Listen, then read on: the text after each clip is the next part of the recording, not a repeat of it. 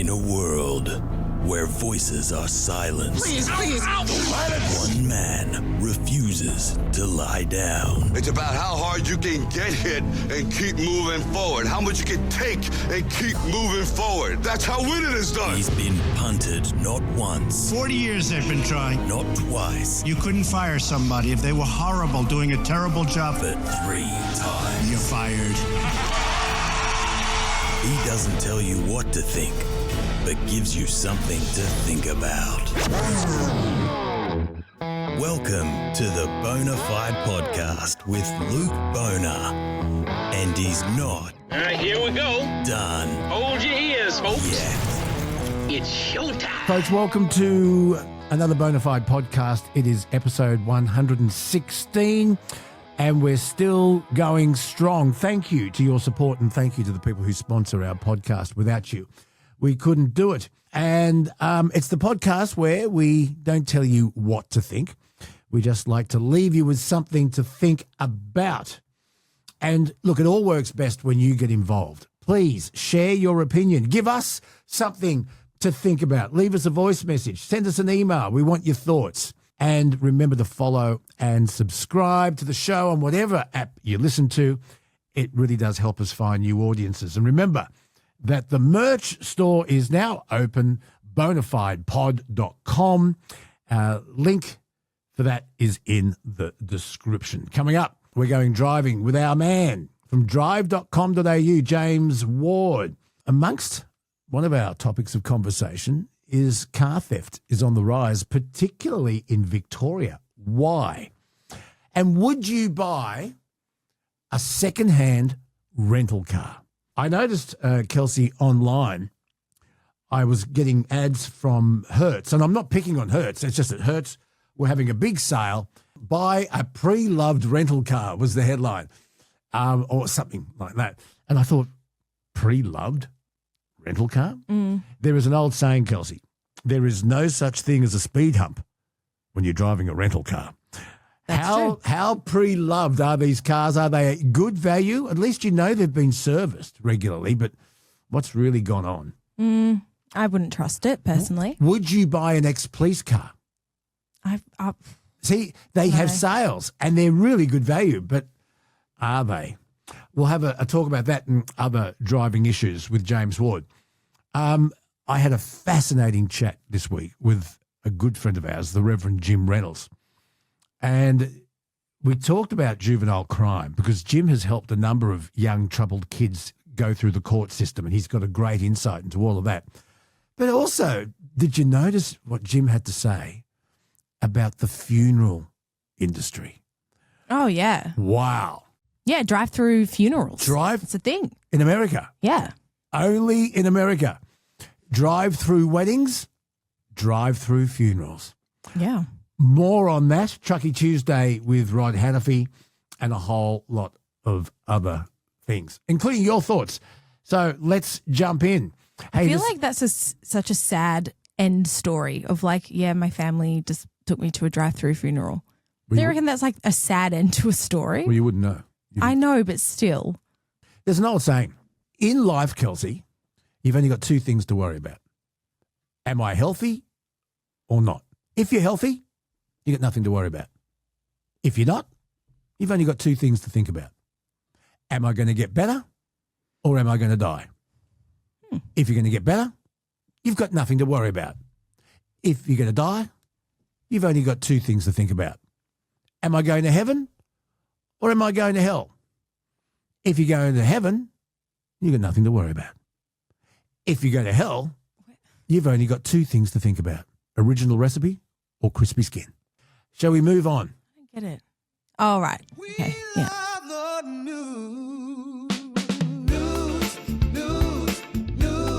Something to think about, something to laugh about.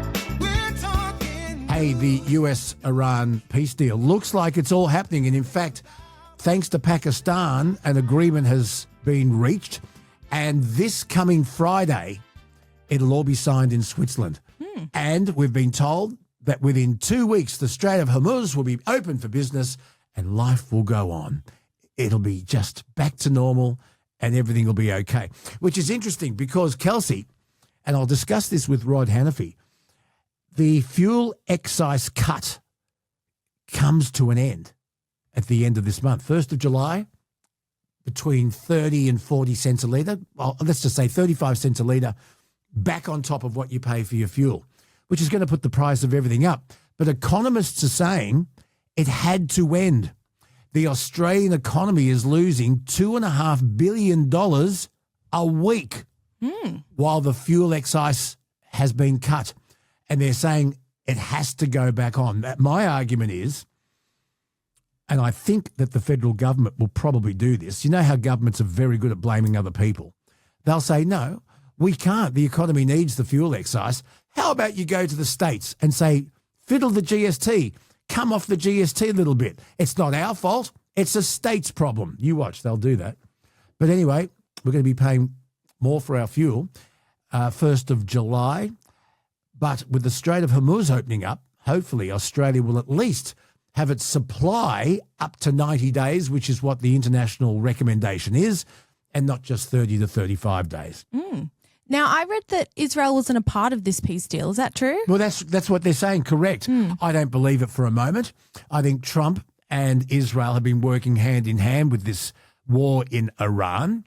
I also wonder, and this is the skeptic in me, has this deal been able to have been reached earlier, but Donald Trump is waiting to get closer to the midterms because he knows he's on a hiding as far as the polls are concerned? Will he look like a hero? Mind you, he has divided the nation on this UFC fight thing going on at the White House. Some people love it and some people say it's undignified. Yeah. Dignified isn't the word you usually associate with Donald Trump.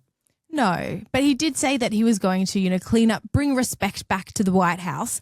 It was funny because now there are like these BMX riders like jumping over these massive things, out the front of it's very funny. It's very funny to watch. Well, does it bring the White House back down to the common person, giving the common person access? I don't know. But anyway, back to the important issue. Hopefully this Friday we will see a treaty and an understanding signed in Switzerland. But do you trust a signature when you're on the precipice of things going so badly so quickly? You know what I find funny? You know how they redid the reflection pool and it cost $14 million US, and they essentially just repainted the pool, right? 3 days later, the pool looked like a swamp again because algae had come back. And so now they're having to spend a lot of money with pool maintenance, which was essentially where this whole thing kind of started from, because people kind of said, you can paint the pool, that's fine, but the issue with it is that there's like runoff, there's lots of wildlife, that poop in the pool. It actually needs a full resurfacing, and like they need to use the pumps and all this type of stuff. And Trump just kind of went, nope. And I saw on TikTok, there are conspiracies from the right saying that lefts are going in and dropping algae in the pool to make it look to make it look worse. Yeah. So now there's this fight between people saying, how long does it take to grow algae? And of course, people looked it up, and in the kind of size and the depth of the reflection pool, it can take anywhere between 24 and 48 hours. It's humorous to watch from here. Do you know, I could fix it. How? Well, you know how I'm the cabana boy, I'm the pool man. A bit of chlorine, a bit of a flock, a bit of stabiliser, little bit of a buffer, some hydrochloric acid, and then give it a good vacuum. Yeah. Okay. Well, but they have to protect the wildlife. That's one of the issues. No ducks allowed. Hey, listen, speaking of wildlife, what about this horrendous shark attack by a 3-metre great white at Coogee? Now, this has got all of Australia talking. Now, at the recording of today's podcast, the poor woman who was the victim is fighting for her life, and let's hope she survives. But whenever there's a shark attack, and recently in New South Wales and WA, there have been shark attacks, not necessarily with great whites, with these bull sharks, but they've happened either before dawn or after dusk and after a storm, which goes against all the rules that we're told. Do not swim after a storm, do not swim while it's dark, and always swim between the flags. This was in broad daylight at a very populated beach, even at this time of the year, Coogee. She was between the flags. Yeah. Now, of course, the Coogee Council are meeting tonight, our time, to talk about, well, do we bring back the nets? Do we introduce shark culling? Do we expand the drones? I mean, this woman was between the flags 3 meters from the shore, and it's a 3-meter great white. It's frightening stuff. Do we cull sharks? Are there more of them? Since Of course, they're going to be more. they've been of them. protected. But because of so-called climate change, has the water temperature changed, and are the fish that the sharks are chasing coming in closer? Well, I think that's one of the arguments that people are making as to why we're seeing more shark attacks. But yeah, what do you think? Do you think there should be? I think people culling? come first, and if it can be proven that the population of sharks has exploded since they've been protected, people come first, and you have the right to feel safe swimming at Coogee Beach between the flags. So would you say yes to culling then? I'm not an expert. Our listeners are experts. Let's ask them. How come, what's with the shark nets? Why don't we use shark nets? Because they catch everything. Right. The argument is they catch not just sharks, they catch turtles, dolphins, everything. And because they don't go all the way from the top to the bottom, there's a gap. So sharks can still get through. But I think the argument from the environmentalists is they don't discriminate. They catch everything, not just dangerous sharks. Yeah, that makes sense. And just speaking of dolphins, this just popped into my mind now. I always thought that there was maybe 2 or 3 types of dolphins, right? Like the cute ones that you see at SeaWorld, and there's a couple other ones that are a bit uglier. I found out the other day that the dolphin family tree is actually massive. I think it was killer whales are actually part of Killer whales are the dolphin family. Which again, because they've got a blowhole. I know, but in my head, I just never thought. I just thought dolphins were their own thing, like a small group of animals, and then there was whales. It just occurred to me that I was like, wait a second, the dolphin family is massive. The dolphins, and what's the difference between a dolphin and a porpoise? Aren't they the same? Well, dolphins have a slightly longer nose. I thought. And I think the porpoises have a snub nose, I think. Porpoises are smaller and they're quite stocky. And they have, I think, a more round face. Yeah. But the killer whale, the orca, is a dolphin. Because you don't associate a killer whale with a dolphin, usually. Dolphins have pointed cone-shaped teeth. Porpoises have flat spade-shaped teeth. Dolphins are highly social. Porpoises kind of are loners. They're shyer. Did you know that the killer whale, the orca, is a natural predator of the great white? You think the great white's the top of the food chain in the ocean? Yeah. The killer whale is. And do you want to know what else? They have found this.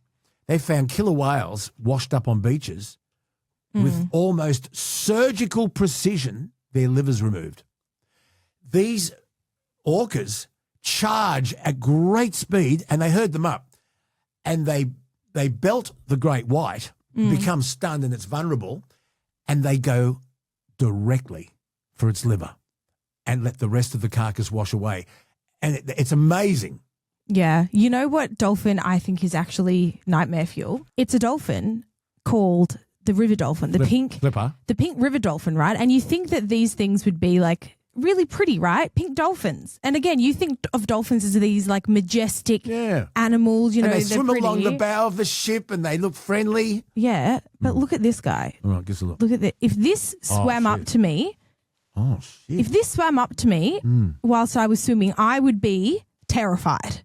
That's not a pretty dolphin. Look at these guys. Oh, the pink-coloured Amazon dolphin. Does it live in rivers? Yeah, it's a river. Look at this thing. Oh, gee, that's like a prehistoric dinosaur. I know. Describe it for the listeners that are listening on audio. It's got a very, very long snout. It looks like it's covered in cellulite. It does. Don't you reckon? And there's something about spaced out teeth that just freaks me out a little bit. Oh, there you are. I'm going to have nightmares now. I know. That's not Flipper. No, it's got a huge, long snout on it. It's a thin snout. Oh, my God, look at that. It's like a beak. Look at that. No, that's awful. The ugliest dolphin in the world. Have a look at this. The pink freshwater Amazon dolphin. That's a nice little sidetrack into dolphins. Back to the news. Back to the news. You've got to see this. Show our listeners this. You know when you're waiting in line at the drive-through, not a drive-through funeral, a drive-through. Yeah.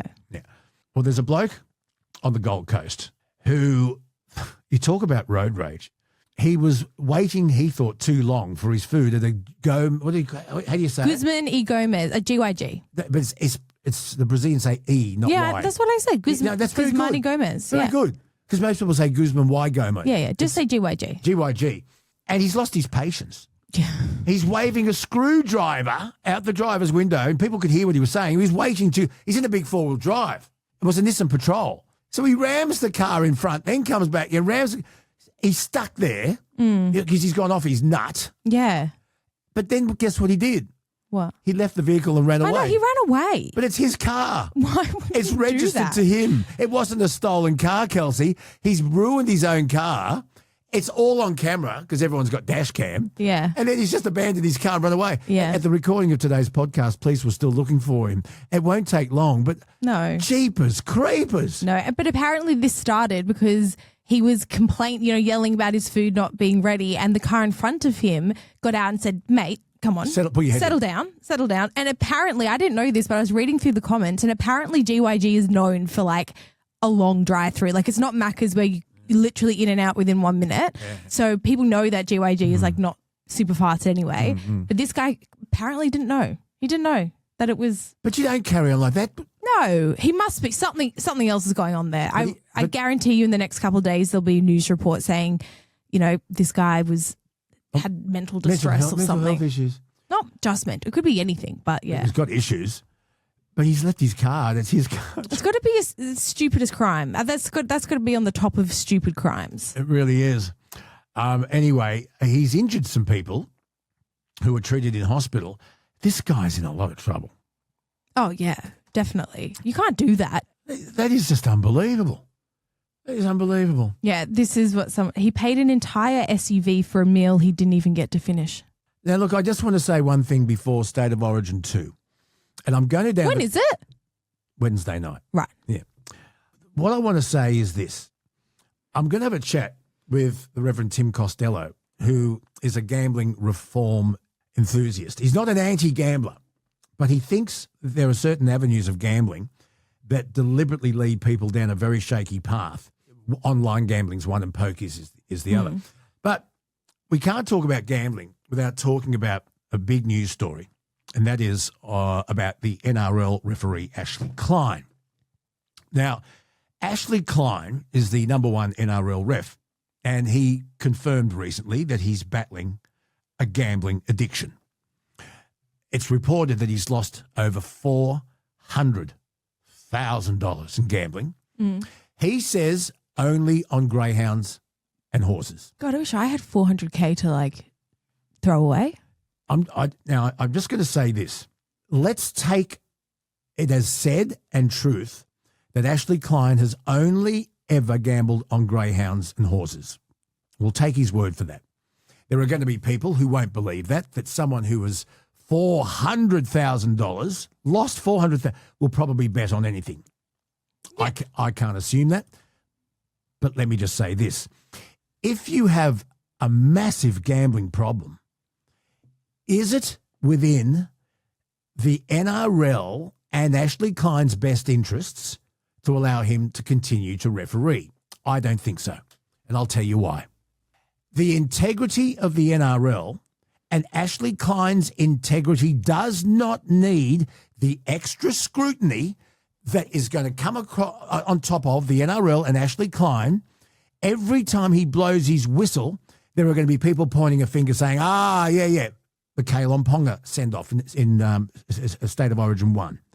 Every single rugby league expert said at most it might have been a sin bin. At most it might have been a penalty. But a send-off, a red card, and a send-off, and there was no suspension afterwards, all the experts are saying it was nowhere near a send-off. Now, in Ashley Klein's defence, and I don't know him, in his heart of hearts, he probably thought it was a send-off offence. Let's assume that. But now every time this bloke blows his whistle, he's going to be putting himself and the NRL's integrity under enormous pressure. I don't think Ashley Klein should be refereeing NRL matches.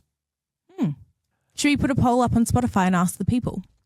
Let's do it now. Let's ask. Is he refereeing the next match? Yes. Right. At the recording of this podcast now, he is still the referee for State of Origin 2, the next State of Origin.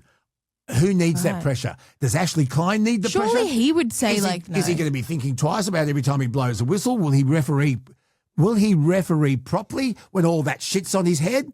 Does the NRL need its integrity compromised by having a man with a massive gambling problem in charge of NRL games? I don't think so. How did this come out? Do you know? It was leaked and he admitted it. Right, okay. So they must have had evidence to support They've it. known about it for 5 years, Kelsey. And they've allowed him to continue to referee. When you have a massive gambling problem, we all saw this in the United States in the NBA, where there was a referee by the name of Tim Donaghy. And Tim Donaghy, in 2007, pleaded guilty to corruption. He admitted that he himself bet on games that he was in charge of. Oh, that's not good. He provided insider information to gamblers and bookmakers, and he was in charge of the outcome of games where he had massive bets on. You don't want to ever put a referee in that kind of Well, everything would just be questioned now. I don't think I'll say again, Ashley Klein, let's assume, has never, ever been corrupt. Yeah. Never once. Yeah. But when you have that much money owing and bookmakers know it, you open yourself up to offers. Is it owing or is it just that he's lost it? He's lost it. Right. But I mean, if you're targeted as a problem gambler, $400K, $400K, and every gambler of that magnitude is always looking for their next chance to get even. It's seen as easy. It'd be hard to resist that temptation. That's what I'm saying. Yeah. Take yourself out of scrutiny. Yeah. Take yourself out of the temptation and do something else. Yeah. Don't be in charge of a game that has so much revenue coming from it and to it from gambling agencies, Kelsey. Maybe, Luke, $400,000 to us sounds crazy, right? That sounds like a problem. But I wonder, because, people gamble as like a hobby, right? Like poker, right? That's like a hobby people have. Maybe just rich people, like this is like a normal amount of money to spend on gambling if you're that rich. And do you think somebody with a gambling problem should be in charge of a game? Of course not, but I'm just talking about think $400,000 is indicative of like a serious problem. My question to you is it a lot or is it like reasonable for someone of his status? It depends on how much you have to lose. Yeah. You look at the amount of money Kerry. How much does he get paid? Look it up. What does an NRL referee get paid? You'll find it in 2 seconds. So leading NRL referee Ashley Klein earns an estimated base salary of approximately $330,000 a year. Do you want somebody in charge of an NRL match, whether it be a club match or a State of Origin that has a gambling problem? It's like blowing a whole year. Sorry, I just interrupted you. It's more than a year's salary, and that would be $350 be before tax. So it's a hell of a lot of money, Kelsey. I am not suggesting he's corrupt. I am not. I am suggesting that he's putting himself and the NRL in harm's way through integrity and people questioning now every decision he makes with a whistle. I wonder why the NRL, because from a purely PR perspective, you would think that you would say, okay, Ashley Klein, he's going to be stepping down, just from a PR perspective. I wonder why the NRL isn't doing that, because that seems like the most obvious step to make. I don't understand either. That is a very, very good question. When they found out about his $400,000 gambling problem, why didn't they stand him down? Yeah, I feel like that would be that's what you would expect a large organisation to do, right? Yeah. The NRL, Kelsey, just for your information, was first aware of his problem back in 2019. And they say, his problem was investigated to our satisfaction. They said that there were no breaches that they could find of NRL rules and policies. And let's assume that that's correct. But why put the game and your integrity on the line when it could easily be solved sorry, Ashley, you're no longer reffing matches. Yeah. Yeah. I don't know, that to me is the most fishiest thing about it, where it's like, why isn't he gone? Just from a PR perspective. Yeah. Just quickly on sport, Luke, did you watch the World Cup game? The Australia versus Turkey. Yeah. No, but I heard you guys upstairs. Yeah, it was very good. It's very 2-1, 2-0. 2-0 Australia over Turkey, and there was some smart-ass American commentator who said, why is Australia even in the World Cup? They can't play. Well, we got the USA next. Ooh. So we'll wait and find out. But it was a great win. Yeah. A long way to go, but a win's a win. I got to say, our goalie was He wasn't brilliant. meant to be there. Really? Yeah, the Australian captain was supposed to be the goal, and it was the number 2 goalie. Good decision. Oh my, great! He was so. I'm not a soccer follower fanatic, but Nathan is, and so Nathan was like, Kelsey, you've got to get involved with the World Cup, and so I'm giving it a good shot. And I've got to say, I was so impressed because I kind of was like the US. I was like, is Australia even good at soccer? But now I'm fully on team Socceroos. Let's go. I'm into it. Aussie. Oi, oi, oi. Absolutely. Yeah, I am too, 100%. Until then. This is not mail, but I just wanted to bring this to your attention, Luke. I'm not sure if you've seen this. All right. But, we have been having, conversations recently about, silly ways people have hurt themselves or, sometimes died. Now, there was a 21-year-old woman in Brazil and she was getting ready to bungee jump, right? Idiot. Now, well, you don't like bungee jumping? No. Don't like it at all? Not one bit about it. Now, I'm going to pause this video before we head off. Now, Luke, do you notice anything about this that looks unusual? And just explain the position that this woman is in. When you think bungee jumping, you think of people jumping off very tall structures, fixtures or cliffs and going down and bouncing. She is being held up by 2 people. Yeah, like She's horizontal in a Superman flying pose. Yeah. With a blue helmet on, and she's in her right hand. Is that the bungee that she's hanging onto? Is it? So she's going to be projectiled horizontally. Is she? Yeah. So this is what this particular company is known for. They lift you up and quite literally chuck you over the edge. Let's just watch a little bit of this, okay? Up she goes. Yeah, horizontal. Superman pose. Now, she's got her harness on. Mm. Oh, she is. Do you notice anything? Is there nothing attached? Where's the bungee cord? Correct. Holy shit, they just chucked her off they chucked her off a bridge. Without the bungee rope on. When you go bungee jumping, can I just say something? You'd want the bungee. Absolutely. Well, so how could they do that? They forgot. That's a massive oops. That is the biggest oops. Now, this is really sad, right? Because this woman, she did die, and she was 20. Holy shit. She was 21 years old, right? How did that happen? This has got to be probably the worst workplace accident that I've seen. Besides, is that murder or manslaughter? I don't know. Now I know that they chucked her off a bridge. They did. They had. I know that since this started going viral, 3 people have been arrested. That's all we know.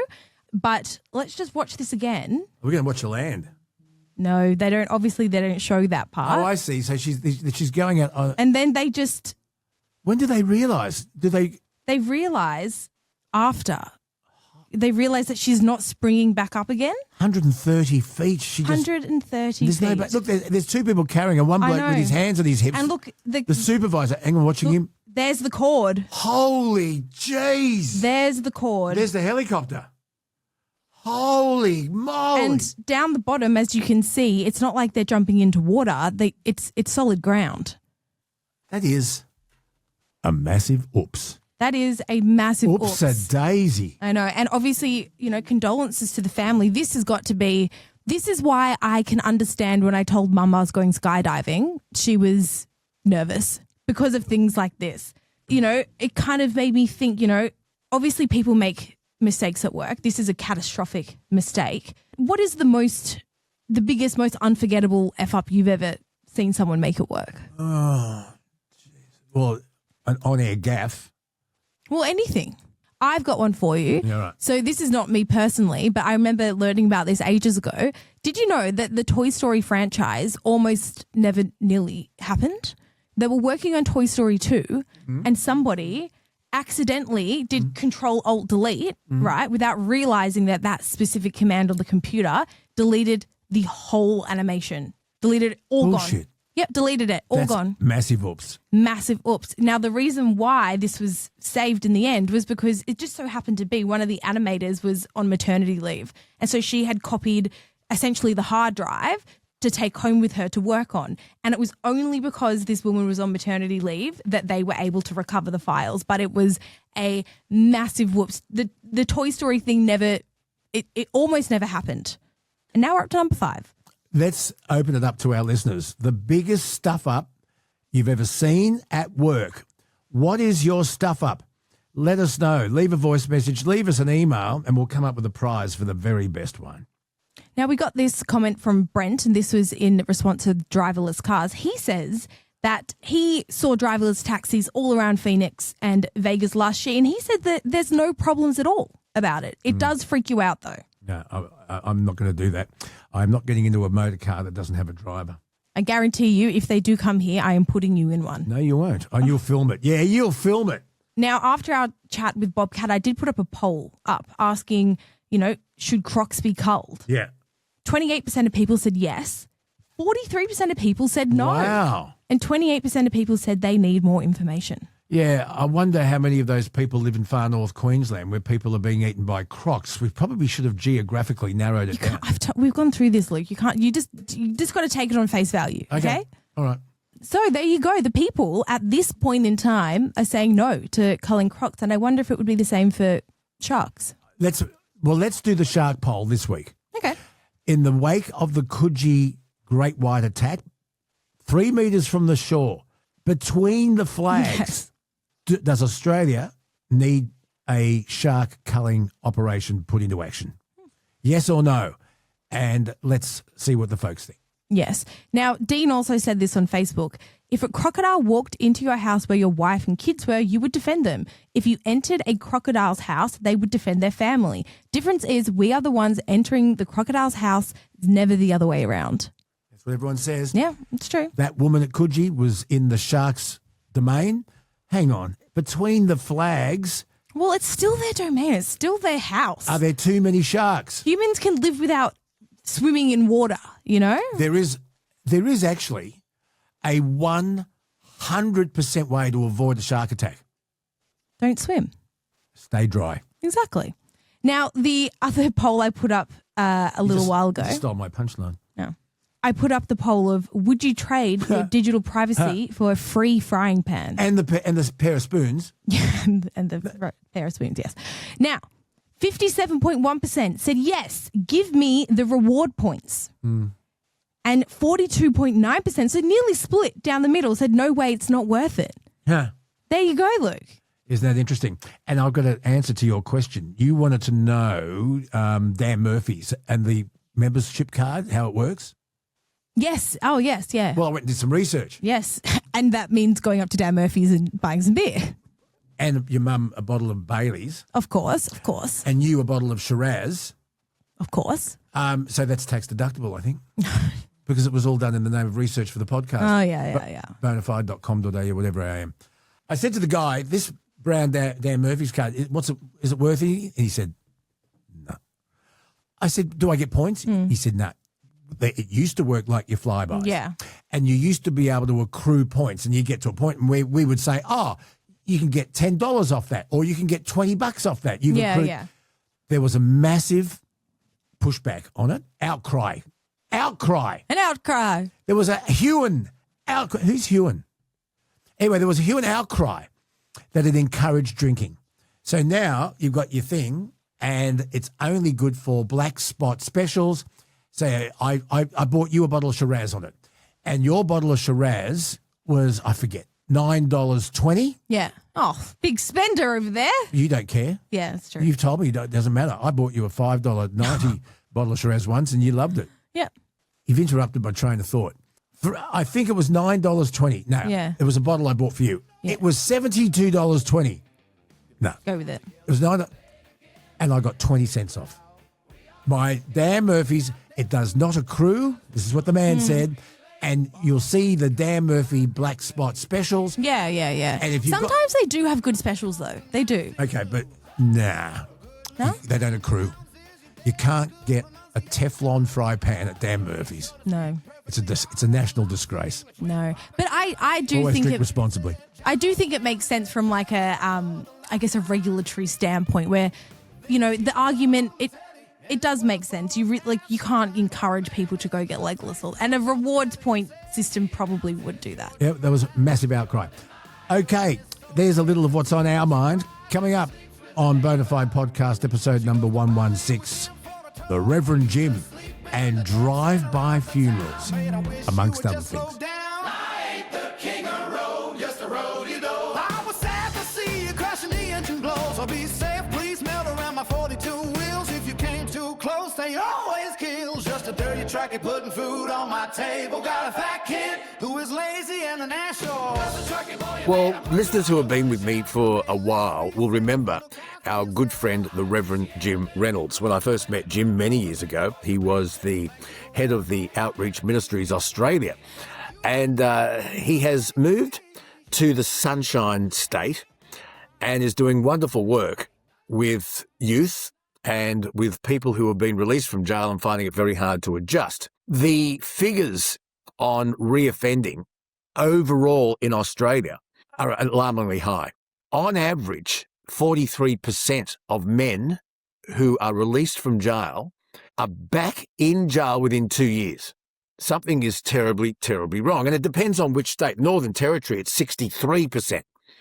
But overall, the average in Australia is 43%. So something is not right. But the other thing is, we've spoken a lot on this podcast about juvenile crime, and are we making headway? In Queensland, where the Reverend Jim is, David Crucifili obviously has introduced adult time for adult crime, but is it working?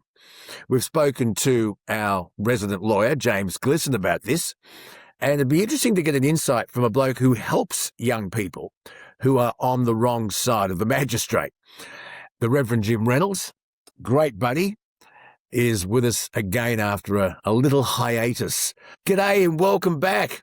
G'day, mate. We brought the band back together, haven't we? We've got the band back together, mate. It's so good to see you, and it's so good to hear you. You've got a podcast of your own. Before we get into what you're doing with released prisoners, what's your podcast? Okay, so the podcast, and I'm not fronting this one, actually. It's my colleague Shane who's fronting it. It's different but the same. We found a young fella down on the south coast of New South Wales who is an actor, and he's got a disability. And one of the things he wanted to do was get the word out there that people with disabilities contribute to society. They play a big part in society.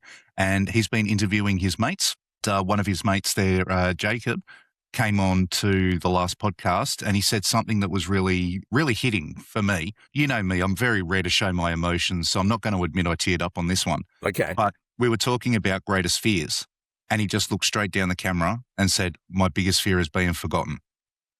And that just hit home. It was really, really powerful. We've got a lot of people who want to come onto the podcast and be interviewed by both James and Jacob. They explain in the podcast what their disabilities are and how they're trying to show the world that they might be different, but they are the same. We've had a lot of publicity recently about a hideous disease called motor neuron disease. And Neil Danaher passed away. We've got the high-profile rugby league player, Jay Arrow, who has been diagnosed.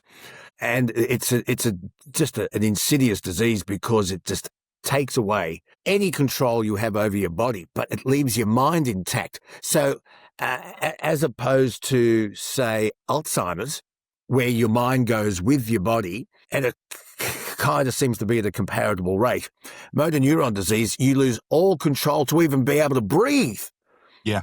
Let alone talk or move your limbs or have any independence, but your mind knows what your body's going through. And I can't imagine anything worse. And of course, it's about a 2-year, 3-year time span from diagnosis. Neil Danaher was a lot longer, and did a lot of great work.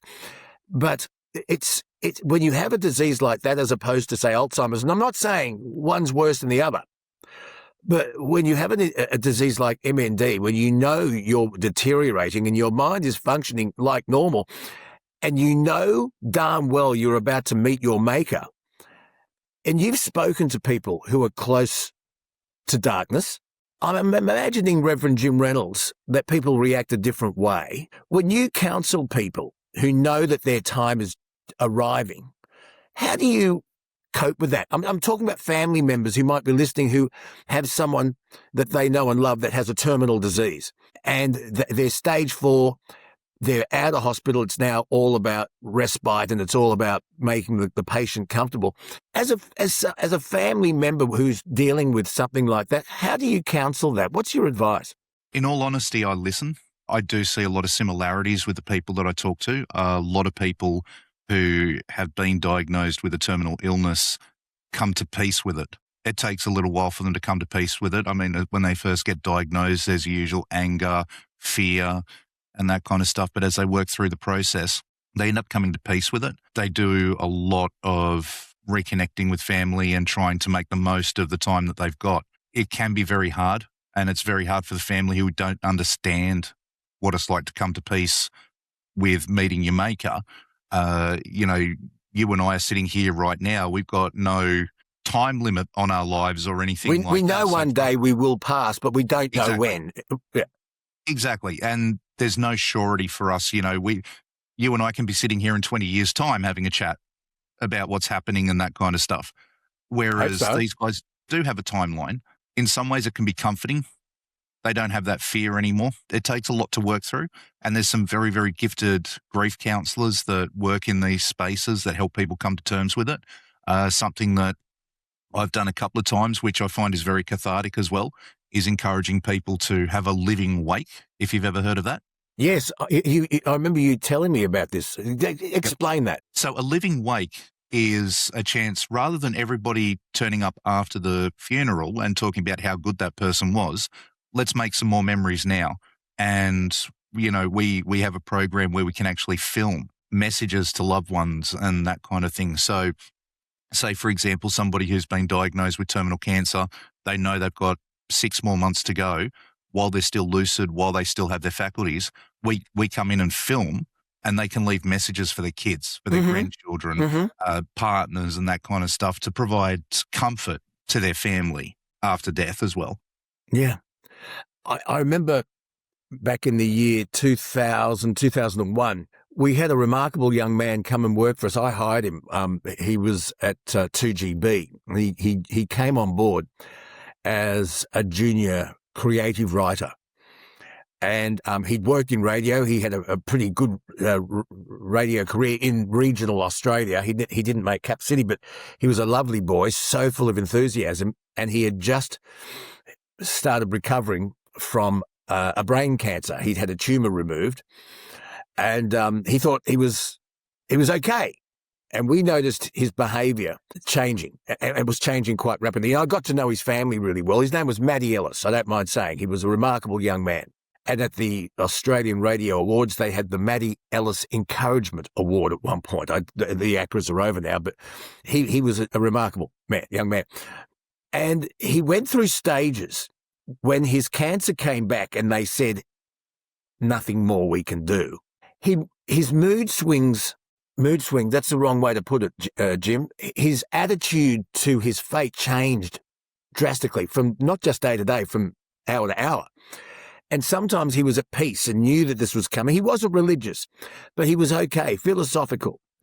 And then the next hour, he was scared stiff. I remember him saying, I visited him at Westmead a few times. And I took him in his wheelchair and we went down to a big courtyard just to get out of the room. And he looked at me and he said, I'm scared. I didn't know what to say, and I wished I'd been counselled. I didn't know what to say to him. Now, Nikki had an aunt, so it's Kelsey's great aunt, deeply, deeply religious. And she knew she was dying. In fact, she chose not to treat a kidney infection. She was looking forward to meeting Jesus. So she was at the other end. I'm serious. And it gave her hope, but it gave the whole family, it made the whole family feel better because we knew Auntie Jossie was optimistic to go to the next level. So religion can be a really good thing if it gives you hope. But when young Matty Ellis looked at me with fear in his eyes and said, Luke, I'm scared. I didn't know what to say. Can you help me here? Do you understand what I'm trying to say? I understand exactly what you're trying to say, and sometimes not saying anything is the best thing. How do you respond to that? To be honest with you, mate, I don't know how to respond to that either. I take everything individually, and quite a few times people have said the same thing, and all I've been able to do is just provide comfort, like, you know, a hand on the shoulder or something like that, and just saying I'm here, rather than trying to say something philosophical or anything like that. It's not going to help the situation, because the reality is they're about to cross over into the great unknown. I mean, I've spent my career making a bet that I'm correct. For me to turn around and say, well, yes, you're going to go and meet Jesus, especially to somebody who's doesn't believe, it doesn't work. So all you can really do is say, I'm here walking this journey with you, and I'll be here until the end, so they know they've got support. See, and Ricky Gervais has spoken about this. He's an atheist, and he's not anti-religion. He just isn't convinced that God exists, and that's his prerogative. But he says, people have said, aren't you worried about dying, that you won't have something happening in the afterlife? He said, no, not at all, because I'll be dead. It's like when you go under anaesthetic. I won't know what's going on. It doesn't bother me, which is a bit, I don't know. We don't know who's right until we find out for ourselves, but it's a bit fatalist. But he's not worried about it at all, and he's an atheist. So there you are. But when this young Matty Ellis looked at me and said, I'm scared, I just wish I'd been counselled. I wish I knew what to say. Mental health has been ignored for way too long. And now that we're starting to talk about it, people are starting to remember times where maybe I should have sought some help. And we're not there yet when it comes to looking after mental health. There's still a big have a cup of concrete and harden the you know what up. Yeah. We're still trying to get through that. There's still workplaces that I see quite regularly in my professional career that still have that mentality. And I sit back and think, well, this is why you're not getting the best out of your staff. Happy staff are productive staff. And if you've got that mentality of, you know, harden up, you end up in problems. So we've still got a long way to go as a society, and we change one person at a time. That's the most important thing. So, as I said, religion can be of enormous help to some people, but if you aren't religious, is there still hope? There's always hope. There is always hope. You know, there are times where I sit there and I wonder, how am I going to help somebody? And this will make you laugh. I usually put on repeat Adam Brand's song, Our Church. Our Church, yes, great song, yeah. But it sums it up really well. It doesn't matter whether you're religious or not. When you're together, you know, good things can come. When people come in with good hearts, good things will follow. So for me, it's just all about listening, not talking about what I believe, just being there for somebody and just listening. It's a fascinating topic because it's inevitable that we'll all face it one day. But having to deal with it with people who have an incurable disease that are going way before they should, that's and little children who pass away from cot death or whatever it is, that's really hard. It's very easy to get angry at God, who takes people away too soon. And the other thing too, and this is something really sad, and it's something that I've tried to change, again, one person at a time. Australia doesn't do death well. We're following... How do you mean? So we're following the American system, and I have no time for the American system. So somebody dies, you have 45 minutes to say goodbye, and then all of a sudden life gets back on track again. Back in the day, and especially in some of the European countries where, you know, people would wear black because they're in mourning, and they'd wear black for several years. Months after. Some days for the rest of their lives. Exactly, but it was signified that they're missing somebody, and people respected that. Here in Australia, somebody dies, you got 45 minutes, and then maybe the afternoon at the pub, and then that's it. It's all said and done. It's all over. But you've got to get on with it, haven't you? Exactly. But you still need to acknowledge, you still need to recognise that people have lost and remember. People are forgetting. That's a play on words, isn't it? Forgetting to remember. That's where your grief comes into it, and that's where some people have a lot of trouble dealing with the grief. You know, there's somebody in my life who lost their father, and 2 years down the track is still having really bad bouts of depression because us as a society haven't let this person grieve and mourn in the correct way. When people say, oh, you should be over it by now, bullshit. There's no time frame on it. But Australia has followed very much the American way. And to give you an example, in America, they're actually having drive-through funerals. Go on. I'm not kidding you. In Las Vegas? No. What do you mean? What's a drive-through funeral? So they lay out Grandad. Would you like to be fried with that? Exactly. For a crematorium, that's perfect. They basically lay out Grandad. You drive around in the car, say goodbye, and drive off. Now you're telling you're going to hell. This can't be true. It is very true. It's an American thing. They do drive-through funerals, and I would not be too surprised if someone will franchise that and bring it here. Basically, yes. I mean, the funeral industry itself is the majority of the industry is controlled by one company. And they use many different names. So if you do your research, your local funeral parlour, if you look at their website, you'll find underneath that they're owned by a certain company. There's very few family-owned independent funeral parlours now. So it's becoming a production line. It's like West Farmers that own everything. Basically. So to give you an example, I did a funeral. This was many years ago now. It was down in the southwest of Sydney. Everyone was in the chapel. I'm performing the service. I've got a funeral director up the back who's lining up the next coffin before I've even said the final goodbyes, ready to walk in. And I'm watching this up the back. And just by design of the chapel, I could see it because I was up the front looking back, but they are literally there with the coffin and a whole family are there while we're doing ours. We go out the next door and they're already in before the seats have got cold. Gee, that's thoughtful, isn't it? That's really sensitive stuff. That's the industry. The industry is very, very cold. It's production line, and it doesn't give the human factor.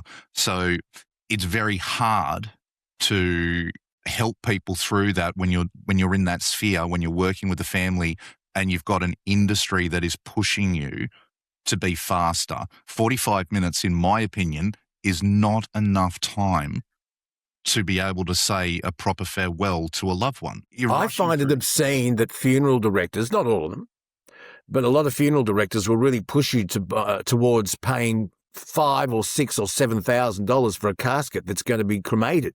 I think that's obscene. Absolutely. And, I've often said to people, why don't you rent your coffin? Eh? Rent a coffin? Yes.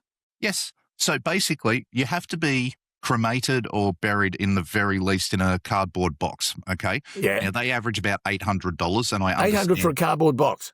Correct. Well, it needs to be, without being gross, it needs to be leak-proof. Yeah, all right. Because obviously you don't want Yeah. But what you can do is you can get this wooden outer coffin that slips over the top of it. So for the funeral, it looks like you're in this beautiful coffin, and then they just take it off and then use it for the next person. Next. Yep. Rent a coffin. Yep. Wow. It's a much more environmentally sound way to do it. Yeah. And majority of people now are going for cremation as opposed to a burial. Yeah. The burial plots are very, very expensive. Even in a regional area, you're looking at about $5,000. The funeral industry, eh? It's a very different industry, and there are some great people who work in the industry, but they get burnt out very quickly, and they're... Pardon the pun? Yes, true. It's soul destroying in a lot of ways because you're pushed to upsell, you're pushed to make as much money as you can, and they will structure their prices in such a way to make what you would like to do prohibitive. So as an example, you have somebody who would love to have their funeral in a church.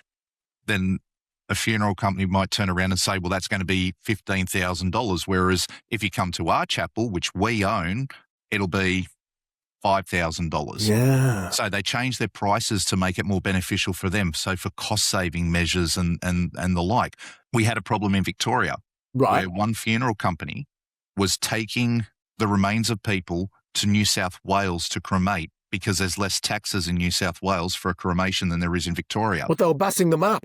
They literally were bussing them up. That's what they used to do with the gamblers. When you couldn't pay pokies in Victoria, they used to get you across the border at Albury. You'd go into a club in New South Wales, and then they bust them back. Is that what they did with bodies? That's correct. There was a really?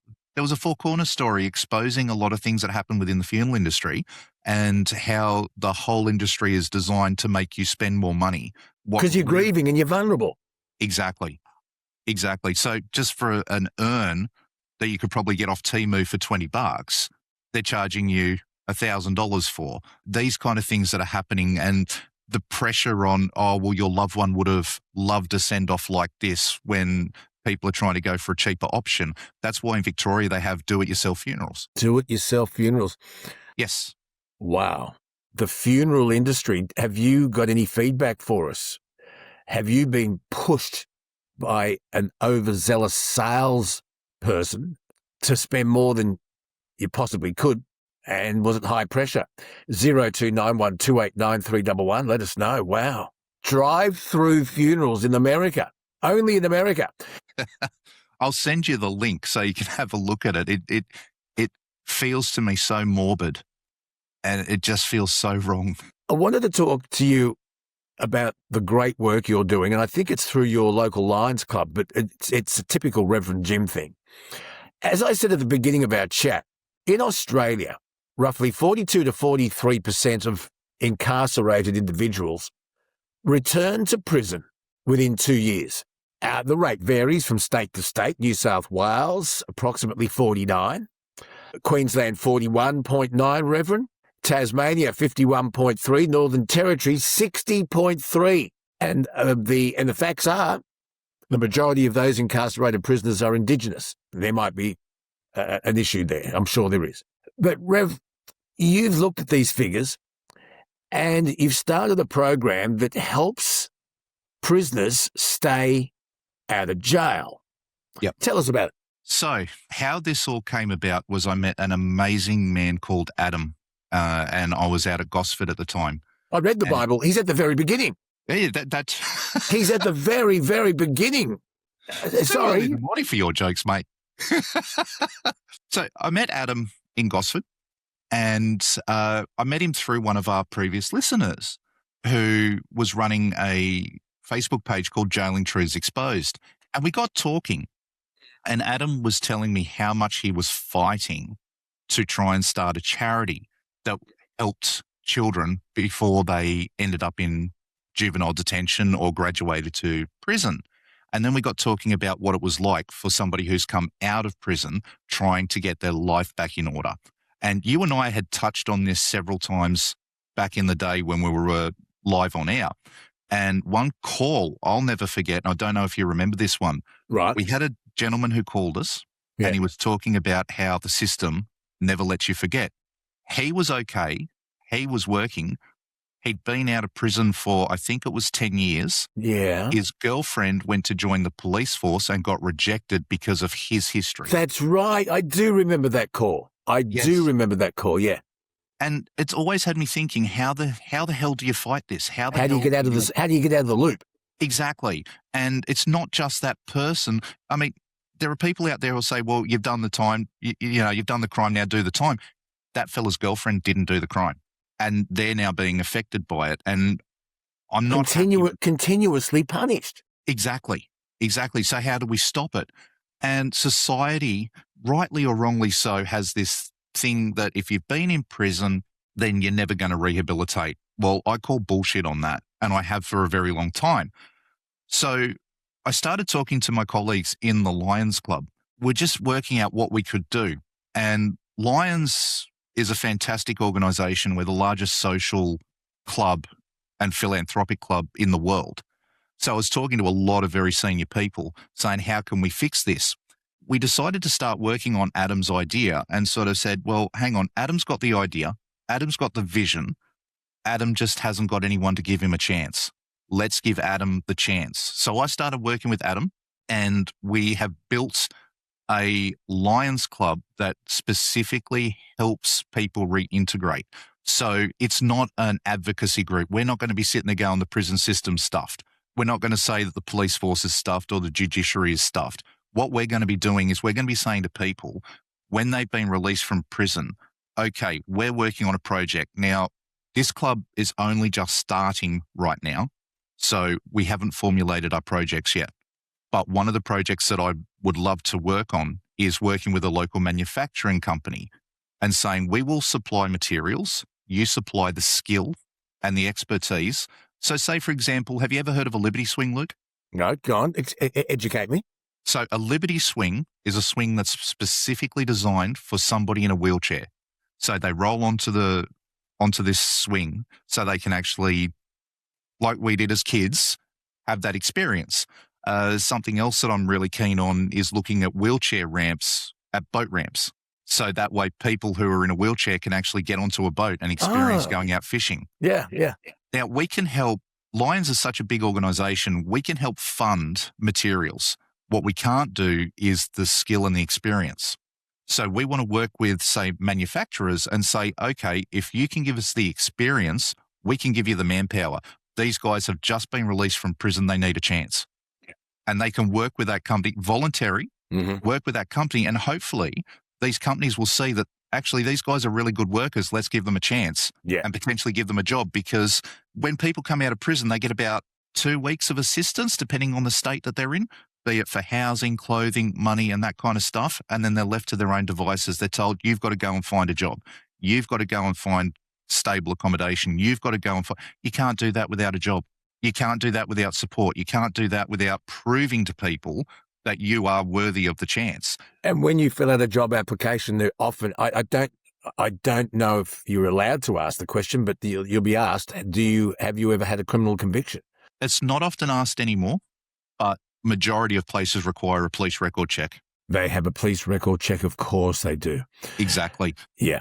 And how do well, obviously you can't lie about it. And a lot of people feel that if they hand over their criminal record check, they're going to be judged. And in a lot of cases they are. Of course they are, yeah. By doing this, they're actually getting out there working, they're getting their skills set up, they're actually starting to work with people in a peer-to-peer setting and starting to realize that society isn't against them and slowly grow into it. That's one facet of the club that we're doing. The other facet is working closely with the police and the youth liaison team. So any young people who are going down the wrong path, we can set up peer-to-peer youth camps. And I'm not just talking about sitting there singing Kumbaya and, don't be a bad boy. I'm talking about using people who have, say, for example, been in an outlaw motorcycle gang, who have lived that life, who have seen friends get killed because of drugs and that kind of stuff, actually sitting down with these kids and saying, it is not the glamour that you think it is. It is not the easy money that you think it is. You are going to lose a lot more than you will ever be willing to gamble by doing this. So that kind of peer-to-peer and working in with the police as well, getting their support, trying to show these kids that the blue uniform isn't there to knock you on the head. They are there to help. They are there to support. They are things that they can do. So it's community-based, peer-to-peer. We're getting a lot of encouraging feedback from a lot of people. We've had quite a few MPs who have contacted me to discuss more of what they can do to help. Quite a few police officers have contacted me. I've even had people who have had experience within the Raptor squad, whether they've been in that unit or whether they've been working with that unit, who want to try and help, because ultimately the more we can change and the more we can stop somebody going back into prison, one person at a time, it makes their job easier. Well done. Reverend Jim Reynolds is with us, head of the Outreach Ministries Australia.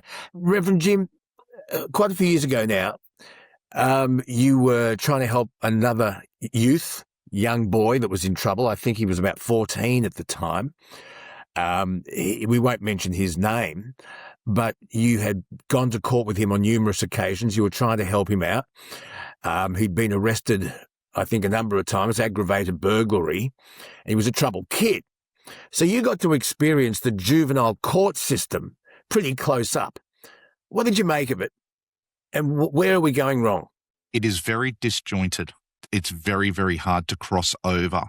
So the police do their part. The legal system does their part. The judiciary does their part. Corrections do their part, but no one talks.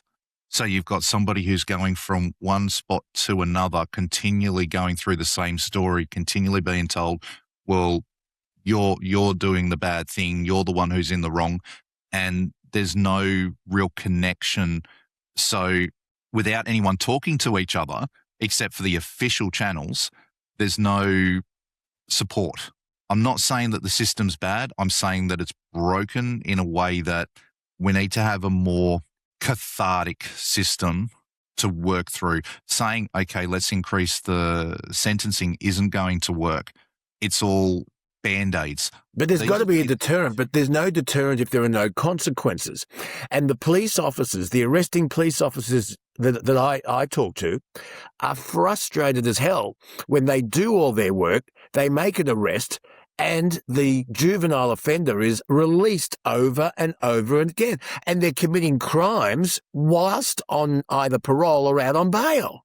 Yes. And the public is sick of it. And what worries me, Reverend Jim, and it's happening. It's happening in Queensland. People are hiring their own security services, but they're also ready to participate in vigilante behaviour because they don't see that justice is being done. Yeah. And this is where the system is disjointed and we don't have adequate mental health support as well. Most children that I've worked with over the years who have been committing those crimes, who have been nearly heading to a prison setting, every single one of them has had some sort of mental health issue, has had some sort of trauma. And trauma is probably the biggest thing. And this is what a lot of people don't factor in. We don't know what's going on in their home life. We can make assumptions. We can say, well, okay, the parents are ignoring them. There's a lot of things that are happening to these young people, and we need properly trained mental health advocates to actually help as well. So my success rate is around about 90% with the kids that I've worked with.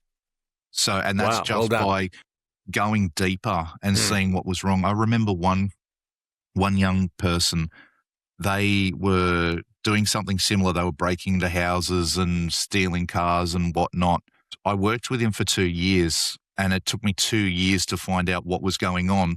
But he was actually running away doing stuff like that because when he was at home, it wasn't his parents. His parents were pulling their hair out, but what they didn't realize was that the child's uncle was assaulting them. And it just bred out from there. And once we were able to resolve that issue, there was a lot of change because there was no trust in the system. There was no trust because originally calling out for help and nobody listening. So I'm not trying to play the social worker here. I'm just saying that it is a contributing factor and we ignore it more often than we do. I am a big fan of people being held to account, and we do need juvenile justice centres. We do need the court system. We do need the police, and we do need to be more open with some of the sentences that we give. However, we also need that mental health factor. We're missing that most important part. Yeah. Another topic that often comes up with juvenile crime is the debate over, and I've spoken to our lawyer, James Glisson, about this in great detail. The legal term is doli incapax, which is Latin for incapable of breaking the law. It was, in other words, the age of criminal responsibility. Now, the age of criminal responsibility is 10. Do you believe that someone of the age of 9 knows the difference between right and wrong? Absolutely. 100%. We see it all the time with children. They might not realise the scale of what they're doing. But that's also part of the age of criminal response. They may know right and wrong, but they can't fully understand the consequences of their actions. That's another argument. Exactly. And I think having an age is totally arbitrary. So if you've got a kid who's shoplifting, who's 9, then definitely they are responsible. They know that it's wrong to steal.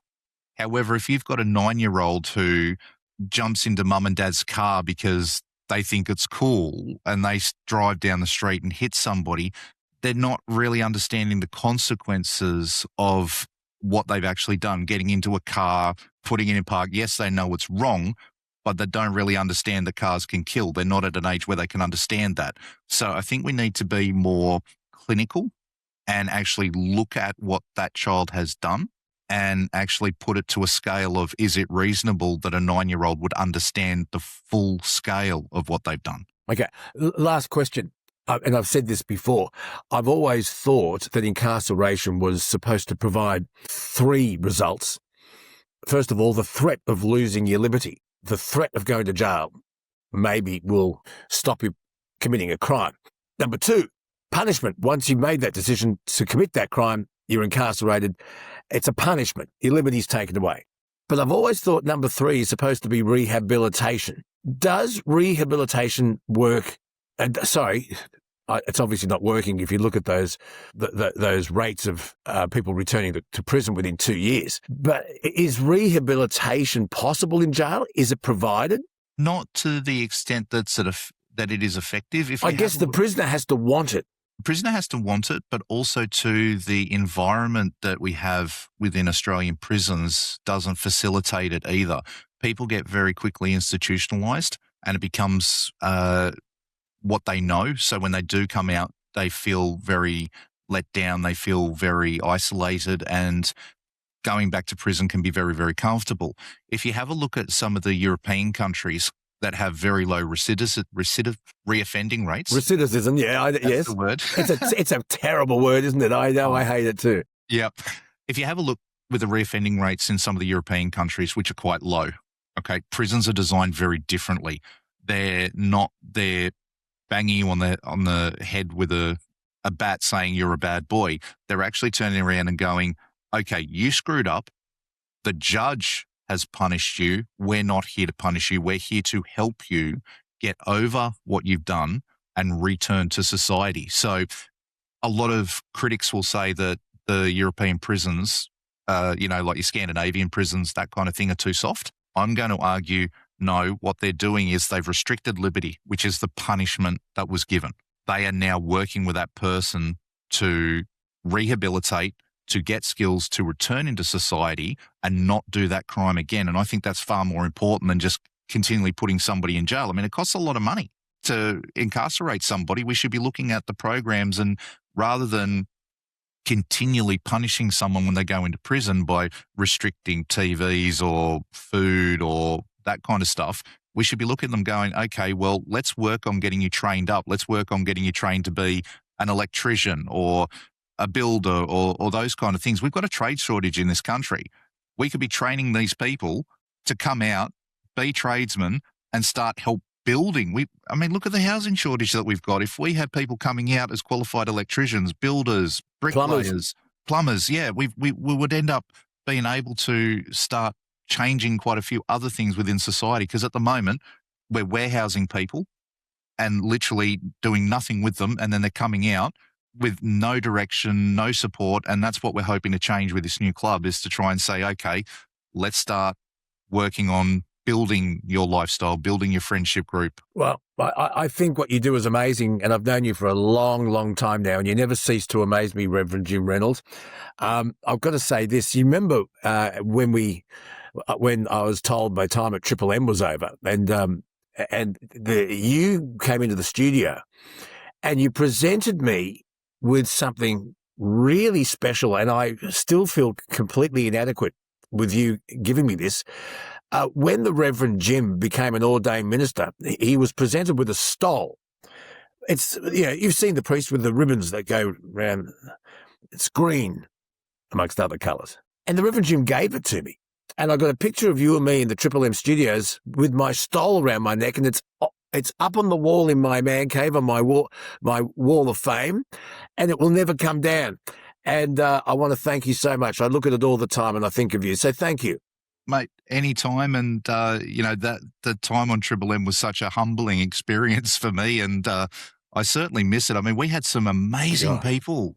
You told me once we saved a lot of lives. We certainly did, but we also not just saved a lot of lives, we touched a lot of lives. There's still people that I hear from today who will tell me, I miss listening to Luke on air. And, just thinking back, the one call that I'll always remember was when we got that phone call about Sergeant Sammy. We were talking about what would happen if you were given a diagnosis of a terminal illness.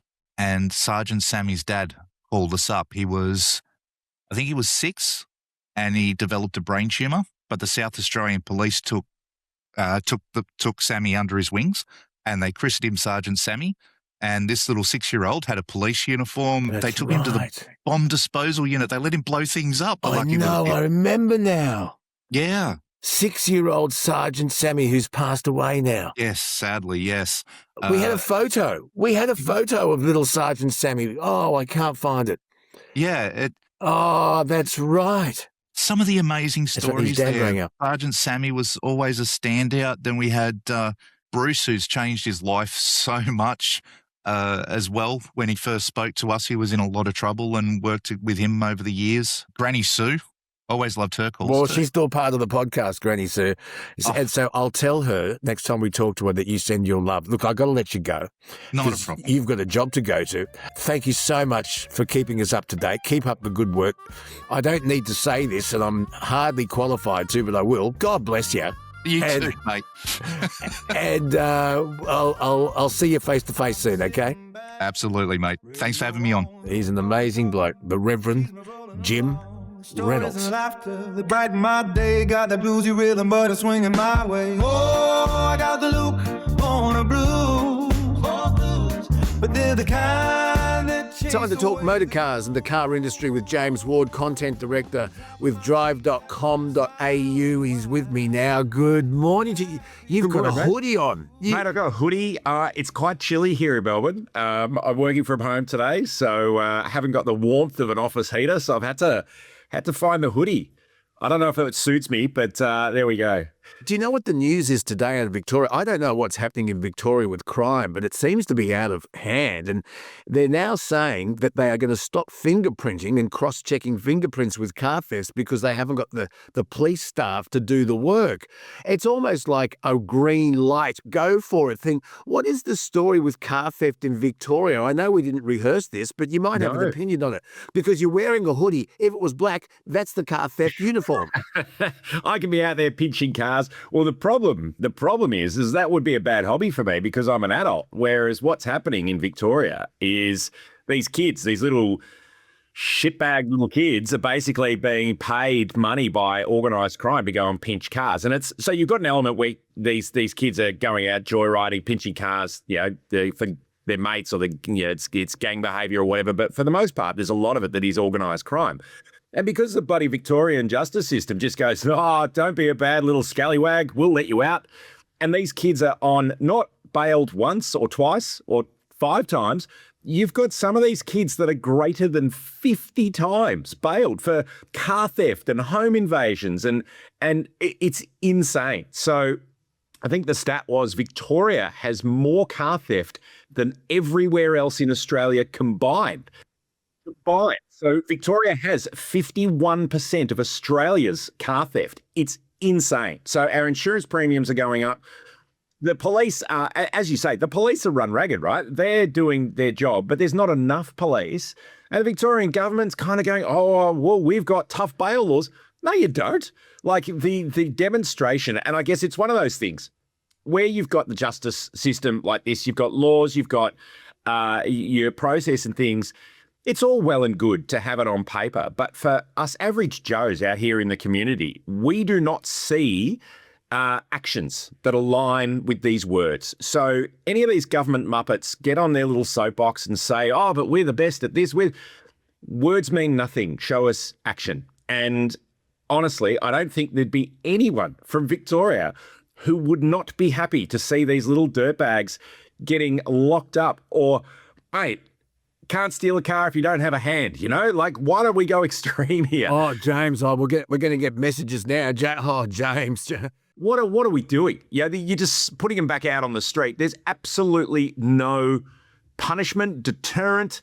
So, yeah, Victorians are forced to have to go to pretty extreme measures. I think my brother had to put bollards into his driveway at home so that it's bananas, right? And so it is, this high-tech activity here where you've got the key spoofers, you've got the signal extenders, you've got people, people breaking into houses to steal the keys. We do laugh that the best way around it is to have a manual car, to use a club lock, because it basically takes them a bit longer. Even with tracking systems, you've got a lot of cars now fitted with tracking systems. People are doing third-party ones or putting even AirTags and whatever in the cars. What's happening is these vehicles are being taken to depots, so to speak, and where they go undercover and lose satellite reception. And we saw that story earlier in the year where Toyotas. So Land Cruisers, Prados, Hiluxes were being stolen for order and basically put in boxes onto the boats and sent off to the Middle East, like straight out of Gone in 60 Seconds, right? And as soon as a car's in one of those containers, the tracker doesn't work. The trackers don't work. Because I was going to ask, would it be reasonable to expect a cheaper insurance premium if you have a tracker on it? No. And the insurance companies, right, like they're obviously, they're there to make money. Commercial enterprises. They're there to make money. They're just whacking up the premiums because cars are getting stolen, and so many of them aren't getting recovered. Some of them are being used in other crimes. So we've got, obviously, because we're a multicultural crime place now. We welcome all kinds of crime in Melbourne. So it's not just car theft. There's standover. There's illegal alcohol. There's the illegal tobacco wars. Whatever crime you want, Victoria has a place for you. Victoria's great. It's a buffet. It's a crime buffet. It is a crime buffet. I love that. All you can eat. Can I just say this? So the news story today, Victoria Police no longer routinely test for fingerprints or DNA at vehicle theft crime scenes, James, due to severe resource shortages, unless there is direct evidence to establish a specific forensic link. This is one of the reasons why the policy's changed. Obviously, I've just mentioned resource overload. Listen to this, and I'd love you to explain this. Changing methods. Criminals are increasingly using high-tech electronic key cloning and key reprogramming devices, often able to gain entry in under a minute without leaving traditional physical evidence. What's all that mean? Again, this is one of those cause and effect things that nobody really considered. So Victoria has, and I think many other states, but I believe it is slightly more regulated. I might do a bit of a research on this and see if there's a story in it. In Victoria, there is a right to repair law. And basically what was happening is as cars were getting more modern, the repair capability was basically being ring-fenced to the manufacturer. So you couldn't have a Hyundai come to your garage at Luke's Motors, new Hyundai, come in because it needs a diagnostic computer in order to be able to do things. And Hyundai was saying, well, hang on, that's our proprietary technology. You got to come to a dealer to do that. And what the independent workshops were saying, well, hang on, we are now being shut out of modern cars because things have changed. You don't just tune a carburetor with a screwdriver anymore. You've got to plug a car into a computer. And so what the right to repair law is it basically opened up the access for some of these tools for independent workshops. So, this is the positive way of looking at it. But what it also did was opened up the access to these tools to pretty much anybody. And what you've got, so you think if you've got a Toyota and you lose your keys, you've got to get new keys. And so whether or not that car gets towed or whether it gets, someone comes to you, Toyota or any other brand, right? I'm just using one example here. They have devices that will allow them to reprogram a key for your car. That's how that works.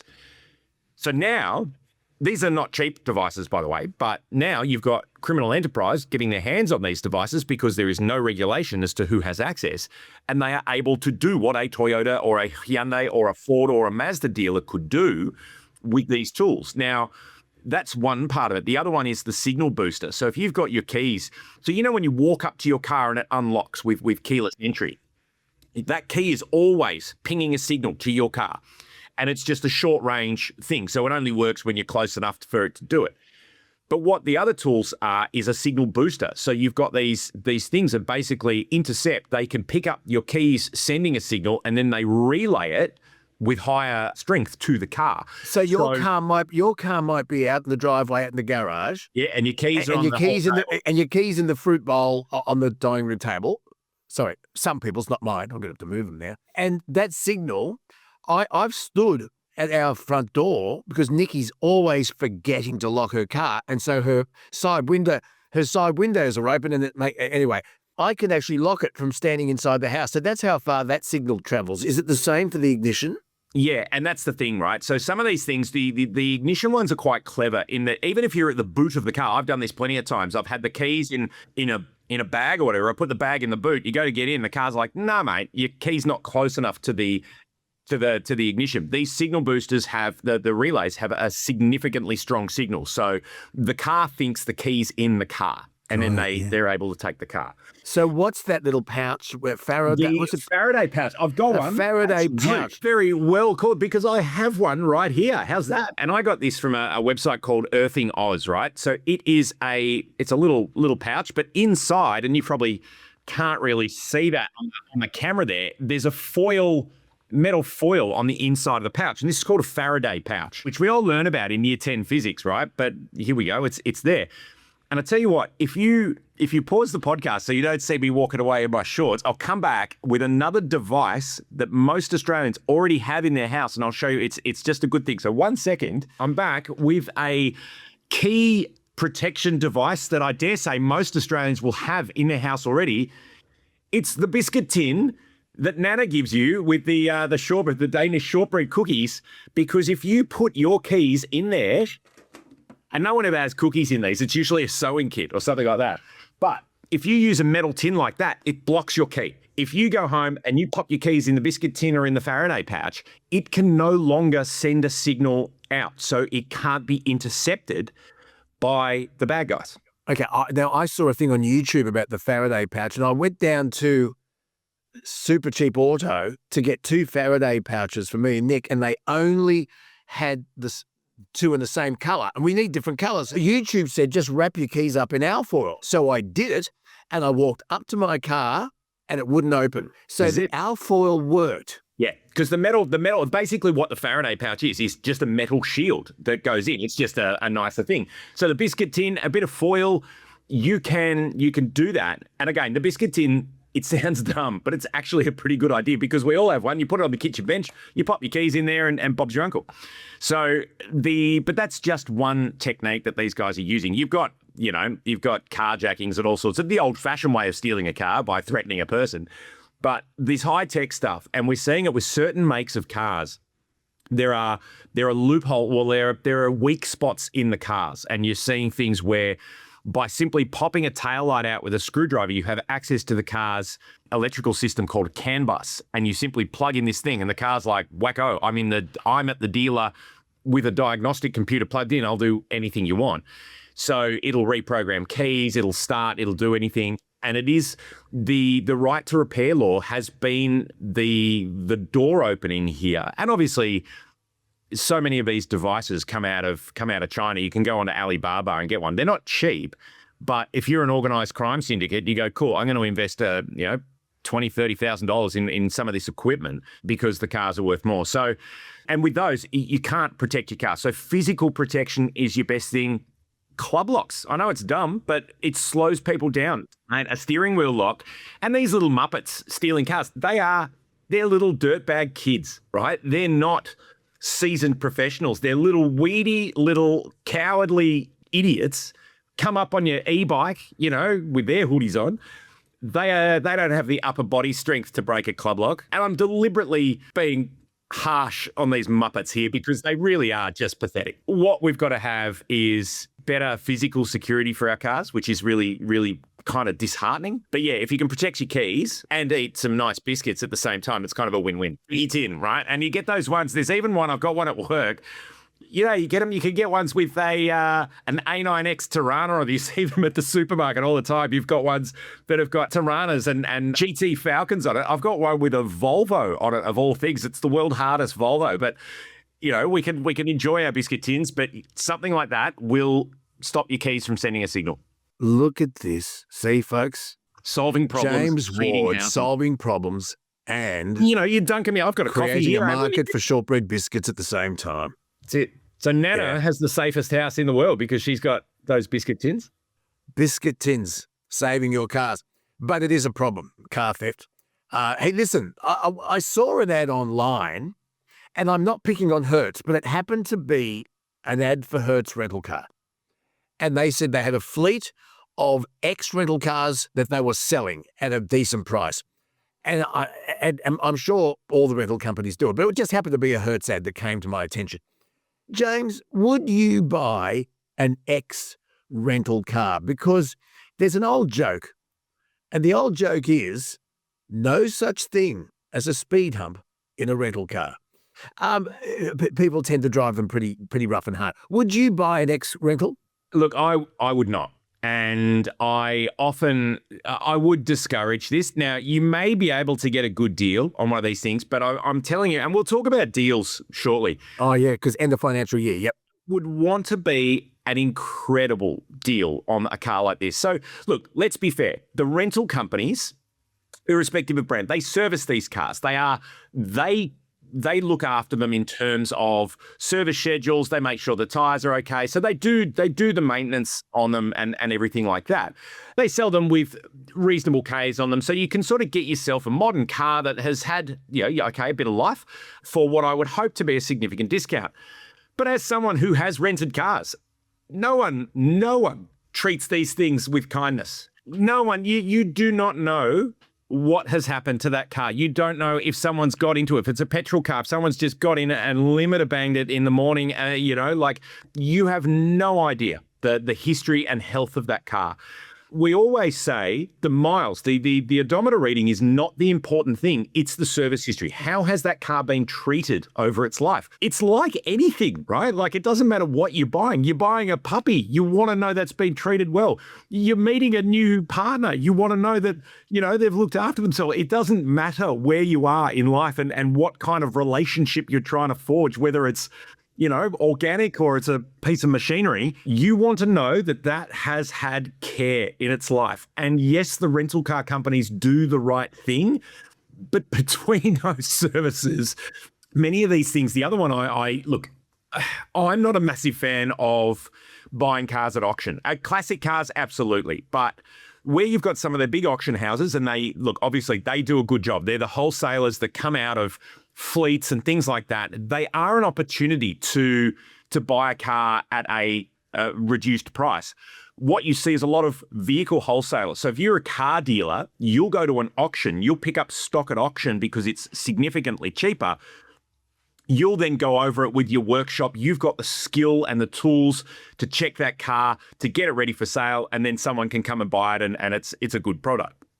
But for private buyers at the auctions, there's no warranty there, right? And so you don't know. You can read the things, you can go and inspect. I think for the most part, you can turn them on, but you don't know the history. And buying that rental car, you might see the mileage, it might be a nice-ish car, it might look okay, but you don't know how that's been driven. And what you'll see in the fine print of warranty, and this is a call out to anyone who's buying a car to use for rideshare, many car warranties don't have, or they have differing limits for commercial operations. A rental car is a commercial operation. A rideshare is a commercial operation. You just don't know. You don't know. You don't know if that warranty is going to be honoured because that car has been used for commercial purposes, and that is something to be mindful of.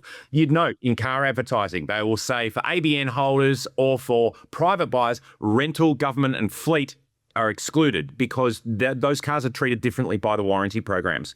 So buying an ex-rental car, you got a couple of red flags here. You do not know how that car has been treated by its customers. So you don't know mechanically how emotionally damaged that car is. You do not potentially have the same warranty support that someone buying a private car would have. So do check the fine print. And you've got the stigma of buying an ex-rental. Would you buy an ex-police car? Oh, now that's an interesting one. So, because the police auctions come up all the time. Yeah, and look, here's the thing. So in Victoria, the police run the BMW 5 Series for the most part. You see them in X5s and BMW 5 Series. Yeah. And for everybody going, that's a bit flash for the police, BMW actually create these worldwide as a police vehicle. So it's not like they're buying a new 5 Series with, Napa leather and surround sound and sticking lights and things on it. There is a police pack car that comes from BMW that they do for global police forces. But that's the key here. You see these cars, and it's always easy to spot. You'll see all the current shape 5 Series, and one's got 5,000 Ks, one's got 10,000 Ks, one's got 120,000 Ks, but there is no disclosure as which one is the ex-police car. But I can tell you which one of those is going to be the one. And you do see these things at the price that puts them relatively comparable to a privately owned car. So it's kind of bonkers here that people are paying over the odds for a high mileage ex-police car. And for the most part, the specification is the same. Mercedes-Benz had some where they had a 6-cylinder turbo diesel 3-litre in an E-Class that you couldn't get privately. So they had specific versions that were there. But look, I think the romance of the ex-police car that we used to have, where you had the police pack option codes, where they were a little bit spicier. They had extra bits and pieces on them. You had LSDs, you had different suspension, you had all sorts of things that made the Australian ex-police cars a little bit tasty when they came up for auctions. The modern cars are not. You don't want to go and buy an ex-police Volkswagen Tiguan when you can go buy one from, Doris down the road who's done a 10th of the kilometres on it. So, look, I'm not poo-pooing it. I'm just simply saying it needs to be significantly cheaper than the current market rate for that to be a good deal for you. Now, anyone in Sydney or WA that's rented a car or been on the road and they've seen a rental car, there is a car rental service that has a unique slogan and an emblem: no birds. It's been around for a long, long time. Started in Perth, but the famous car rental company is in Bayswater. It's Bayswater Car Rental up near the Cross. Do you know what that slogan means? You know what? I have always wondered. Tell me, let me know, because, it's nice for me to learn something. Well, my dad was in the advertising business, and I asked him when I was on my L's and P's, because we used to drive around the city, and you'd see the no birds rental cars everywhere. Well, it started in Perth in 1958, and it was a high-end. There were high-end car rental companies that would get attractive women to drive the car to your door for you to take delivery, and in order to emphasize the fact that they did away with those top-end expensive fringe things like attractive girls delivering cars, the slogan was no birds. Right. It was to advertise a point of difference, that we're not the expensive rental car company that charges you a fortune. It's saving money, no birds. You're going to come and get the car. It was probably very apt for the time, but I can see how that may not carry the same kind of... You still see them everywhere. I did see while you were talking, I was like, maybe I'll look it up. And there's a story about someone who found that terribly, terribly offensive, and they were, in all sorts of trouble. Oh no! If there are people who cannot wait to complain about something even before they put their feet on the floor in the morning, they wake up and they go, "How can I be offended today?" And they get, who can I be upset with? Who can I be upset with? Listen, James. End of financial year, often advertised as a very good time to buy a car. What are the tricks? Take us through your tips on getting the best end of financial year deal. And why are there deals? Is it because the dealerships are just trying to get rid of their stock? Yeah, so there's two reasons here, right? So as you've got business owners, so, who are the car buyers here, who are saying, okay, in order for me to minimize my business profits where I'm taxed on them heavily, if I can have more investment into my business in terms of capital assets, the gap between earnings and spendings comes down, my taxes minimized a bit more. So what you see is the encouragement for businesses to spend money before end of financial year, because you can then claim elements of that. So there is that side of thing. But for car dealers and car brands, they want to move the most amount of sales before end of financial year, because that's beneficial for them. And so this time of the year, you've got a hungry buyer and you've got a hungry seller, and that basically puts a perfect storm of good deals together. And look, it's one of those things that as a regular consumer, you can benefit here. But my tips are, it needs to be at least 10% off what it would cost you retail. But some of these get up to about 20%. And there's some pretty hefty savings here. But the thing is, and you can get a very good deal. So be very clear. This is not just smoke and, you see the supermarket ones, they put the prices up to only pull the prices down. We've got retail pricing history. You can see what that car was going to cost. So you've got a lot more research capability here as a car buyer. You can save tens of thousands of dollars on cars. But the thing is, when it goes to July 1, if you're a private buyer and you don't need to have that incentivization of buying and utilizing an asset before June 30, some of these deals do persist. And in fact, the way you can almost get a better deal a little bit afterwards, but your choice may not be there. So the things I would always say to look for is, and basically the lesson here is, if you miss out by June 30, it's not like you'll never get a good deal again. There's some of these things do persist. But if you look at the main things that are advertised, this is where you can do your sums. So on-road, drive-away deals. And so normally you have cars that are advertised, and because on-road costs vary from state to state around Australia, the rough estimate, and this is rough because you've got stamp duty, you've got registration, you've got third-party insurance, all those kind of things. It is different in each state. Look for 10% off what that car would normally be. So you can find what its retail price is. You can estimate if it's a $40,000 car, it's going to cost between $4,000 and $5,000 to get that car on the road. So that means drive away, normally it'd be about 45 grand. If that same car has a drive away deal that is less than $40,000, so you've got a 10% saving, that makes it a good deal. That's where you do your rough sums with the driveaways. It has to be out the door and in your hand for about a 10% variance for that to feel like a good deal. You then have cashback bonuses, which are not them giving you a big bag of cash. What you get is they take, so you've got brands that have got a $2,000 cashback or whatever it is. What they do is they take that $2,000 off the transaction price. So you can look at what it's going to be. They'll probably say this car is $38,000 on road plus $2,000 cashback. That means it's $36,000 to you. So you've got it. Relatively easy to calculate. You've got things like bonuses that come in. So Ford at the moment have a $5,000 fuel card on top of some Ranger deals. So you go and negotiate the best deal on a Ranger.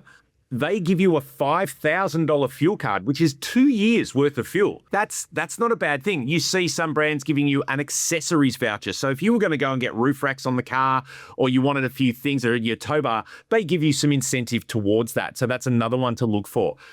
The finance deals, and again, I'll always preface finance with, I'm not a financial advisor, so always check with an accountant or someone or a financial advisor before you do any finance deal, because everybody's situation is different. But you have low rate finance. So current comparison rate's about 6%. I know BYD have got it at 1.88. So that can save you thousands over a loan if you were considering to do a loan that way. You've got deposit contribution. So I know I saw it yesterday, Mini have got a deposit contribution on the Countryman. Countryman's a good little car. Let's say it's the one you like is 50 grand and you're going to finance that. You negotiate the best deal you can. They then tip in $5,000 initially. So you're only financing $45,000. And so that has run-on effect to save you money over that loan. And there are different things there. But the one that you can save the most on are run-out deals. And so this is where, so for example, Mazda have this at the moment on BT50, and Mitsubishi have a crazy one on Outlander plug-in hybrid. So they have stock of cars. We're in 2026 now. If a car was built this year to this year's specification, they call it a model year MY26. Both of those brands, so Mazda, for example, has plenty of MY25, so they were built in 2025 to the 2025 spec. BT50 Utes available. They are doing, I think it's like a $12,000 or $13,000 on-road discount for those cars. That's a significant saving you can have. It's about 20% because it is essentially last year's model. Now, they're not registered cars, so you don't lose out on warranty. You don't have a year of warranty cut off.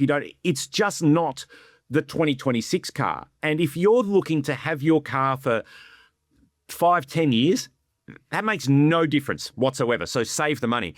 If you're a person who flips their car every 3 years and wants to sort of have the newest to make that resale value the best, then maybe a run-out deal's not for you.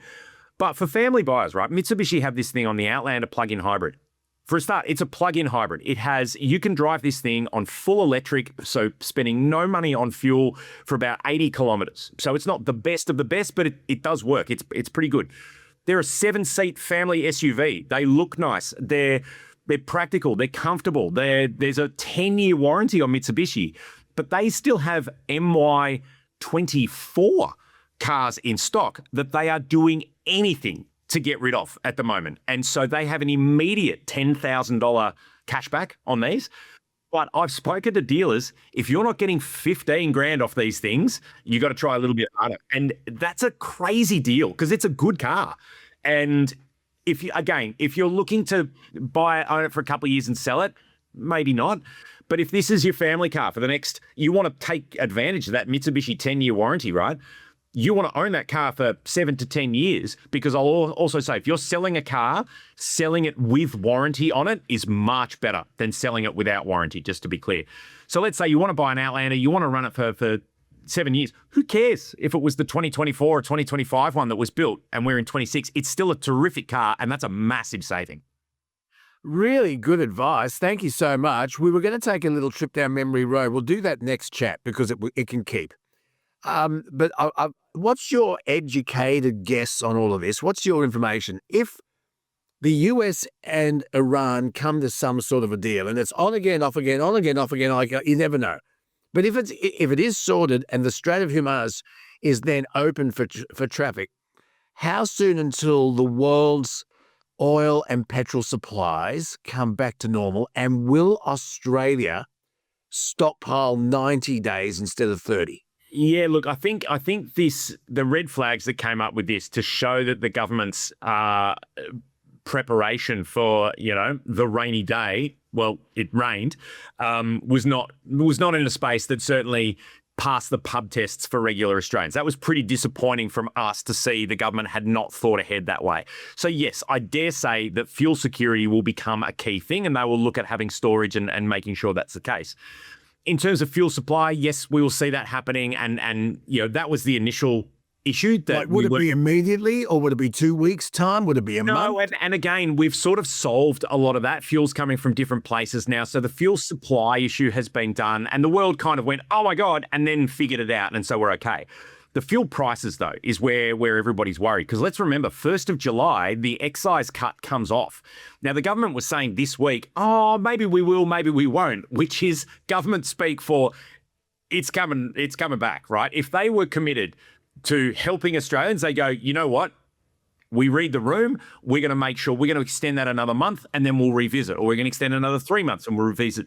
The fact that here we are mid-June and they're going, oh, I don't know, because in the federal budget that I went to Canberra for, they actually have it on the ledger saying it's back on. So we immediately get a 26 cent per litre fuel increase come July 1. Now, they may change their mind. They may use it as let's see how, and again, let's see how Pauline Hanson. Yeah, I was about to say, let's see what Pauline Hanson says. And so then the government may feel that they need to combat that. So, they've got to do something. They've got to do something. The Red Rocket is basically, getting them to work on their toes a fair bit at the moment. But fuel prices are never going to come down significantly again. And I think at the moment, everybody's sort of got used to it. It hurts. It's not good. People are driving a little bit more sensibly. There is still taste for electrification. And in fact, I've actually been filming a 2-part series that we're going to run on 9, not this weekend, but next weekend and the one after, about discussing, is it time to switch? And we look at hybrids, plug-in hybrids, full electrics for work and family. But we also call out that for a lot of people, a diesel is still the best option, right? So this is not everybody must buy an electric car. We look at them, we run the numbers, and it's quite surprising unless you're getting a very, very good rate on your electricity, fuel prices are going up, but energy prices are going up as well. So if you're using public charging, for example, so you're using the one at the shopping centre or the one in the regional middle of town to charge your electric car, I'm going to say this now, you are better off buying a hybrid, right? Like a hybrid, like a Toyota RAV4, like a Hyundai Tucson, like a Hyundai Santa Fe, right? Nikki's Lexus. Like the Lexus. You don't need a plug. You don't need to think. It does everything for itself. It basically reduces the amount of fuel you buy. You still have to fill up its tank, but instead of going to the petrol station once a week, you go there once a fortnight. It's that kind of sort of basic change. But if you're paying the private or so the public charging rates to fill up an EV, it can be more expensive than you think. And we always get this. People say, oh, but it's free because I've got solar at home. If you can charge at home and you've got solar and you've got a battery and you've invested into that, yes, it is unequivocally cheaper. If you're at home and you're running it you're charging it at night and you can use off-peak electricity, it is unequivocally cheaper. But if you're charging at peak electricity rates or you're using a public charging network, I'm not saying it is, but it can be not that cheap compared to a hybrid. It's going to be cheaper than a petrol, very clear. But it's not going to be much cheaper than a hybrid, and you still have to screw around with plugs and charging and finding a charger and all that kind of crap. And I've been in the rain at a charger so many times, you just think, I really could have used a hybrid today. That would have been a bit nicer. Yeah. So, that's on Channel 9 in a couple of weeks' time. You got me and Emma sort of running through the numbers and looking at various kind of cars to sort of call it out. So if you are wondering, is it time to switch over? We do look at it. And, of course, you can always ask us questions. You send me an email to askdrive@drive.com.au. We're here to help. But, yeah, mate, as you see, with the Lexus, you're saving money. It's a really nice car. You don't have to think about it. And, we're seeing more and more hybrids come into market. And I think for many people, that makes a lot of sense. James Ward, drive.com. He's the content director. You'll see him on Channel 9. You'll hear him everywhere. And we're very, very lucky to have him as a regular contributor here on the Bonafide podcast. You have yourself a wonderful day. Thanks, mate. In my hoodie, I'll go steal some cars. Go steal some cars. Because I'm in Victoria. That's it. Put your hoodie on. Put my hoodie up. Go pinch and you'll some feel cars. right at home. That's it. It's the Victorian way at the moment. I might firebomb a restaurant and maybe start an illicit tobacco ring as well, because the government endorses that and encourages. Or maybe I'll just get on the take. I think that's the other thing that happens here. Everything's corrupt in Victoria, but that's okay because people keep voting these morons in. And he's on a rant today, folks. He's on a rant. You don't want to be I'm not a political commentator. I'm not Charles Croucher. I can't come in here with an informed. These are my opinions and not backed by any commercial entity whatsoever. And don't you stop giving those opinions. James, good to talk to you, brother. Talk soon. Talk soon, mate. Truckie Tuesday is up next, and it's all made possible thanks to GME, the Aussie experts in communication tech for over 65 years. 10-4, good buddies. Whether you're passing vital road info onto the convoy, calling out a hazard ahead, or telling old mate to get off Channel 40 because it ain't a bloody karaoke bar, GME's got the gear to keep your connection steady and crystal clear. Truckie Tuesday is straight ahead. Time to head on down the highway with the king of the Kenworth, Rod Hannafy, who's in Dubbo, about to travel across the country. Rod, a big welcome to you again for another Truckie Tuesday. And my God, brother, have we got a bit to talk about today that affects not just truckies, but every Australian, correct? Good morning. We certainly have, mate, yes, and it's been quite an interesting week in some ways. All right, let's get to the big story. And I guess no surprise, although we had our fingers crossed, but the government today has said that the fuel excise cost that we've been enjoying, 36 cents in the litre, the cut will stop at the end of this month. So obviously, the price of everything's going to go up. As I say, for your everyday motorist, we're going to be paying full freight for our fuel again, but the truckies are also going to be paying more for diesel, which means an extra cost on top of all your deliveries. So we'll be paying, in one hand, more for our fuel just to get to work, get around, but we're going to be paying more for our groceries because it's going to cost you guys and your companies more to get our groceries to the supermarkets and to the DCs. Rod, the government's saying it's lost about $2 billion in revenue since the fuel excise cut, and they're saying that the economy can't afford this anymore. However, there is a way around this, and that is that the states can then say, well, let's tweak the GST, because you don't only pay the fuel excise, we pay GST on top of that with our fuel. Your thoughts, Rod? Well, mate, how honest are they being with us? Now, look, I'm not into economics in that regard, but as you say, whilst the fuel went up, so did the GST. So they did reap more income that way, and while they're saying they've lost $2 billion and they can't afford to lose more, how much have they really lost? Has somebody actually sat down and worked that out? Because as you say, Yes, the fuel has come down from the extreme highs, but the war's not finished. There's no guarantee. They've told us they've got supply of fuel, but that cost is still volatile. If the war continues, it could carry on for some time. And as you say, it's not simply the cost of the fuel in your car, it's the inflationary cost of the fuel for everybody, even when you live in a capital city, is not, insignificant. But you look at people that live outside of those capital cities, everything we take to them goes on a truck. Everything we bring from them for export markets and the like goes on a truck. So all those costs just simply add on to every individual leg of that transport chain. And then, of course, the consumer is going to have to pay. So, look, I did hear at one stage they had considered extending it, but obviously someone's come up with the decision now. And I'd really ask, has someone done the sums and are they really being truthful? Okay, well, according to Trump, and you see, by the time this chat drops, it could all be back on again, but according to Trump, the war in Iran is over and that the Strait of Hormuz should be open within a couple of weeks back to normal seafaring traffic. So you would hope let's just say that that's all true, because just remember, Donald Trump has said since this war, 38 started that it was going to be over. 38 times he said there's a done deal. 38 times he said a deal has been done. Now maybe he's being strategic. Maybe he's waiting closer to the next election to end it all. So it's all done strategically in time for the next US election. But if it is all over, surely then we've learned a lesson. We've got to be more self-sufficient and we've got to at least stock 90 days, not 30 to 35. Yes, and they still haven't, the last I read, they were going to guarantee that we would have 50 days, so that's 20 days improvement, but as you say, it's not 90. And you can't just pull the stuff out of thin air, although, geez, that wouldn't be nice, wouldn't it? Wouldn't it be nice if you could suck fuel out of the air and then store it somewhere? That'd be really good, but there's a lot more involved to get it to that point.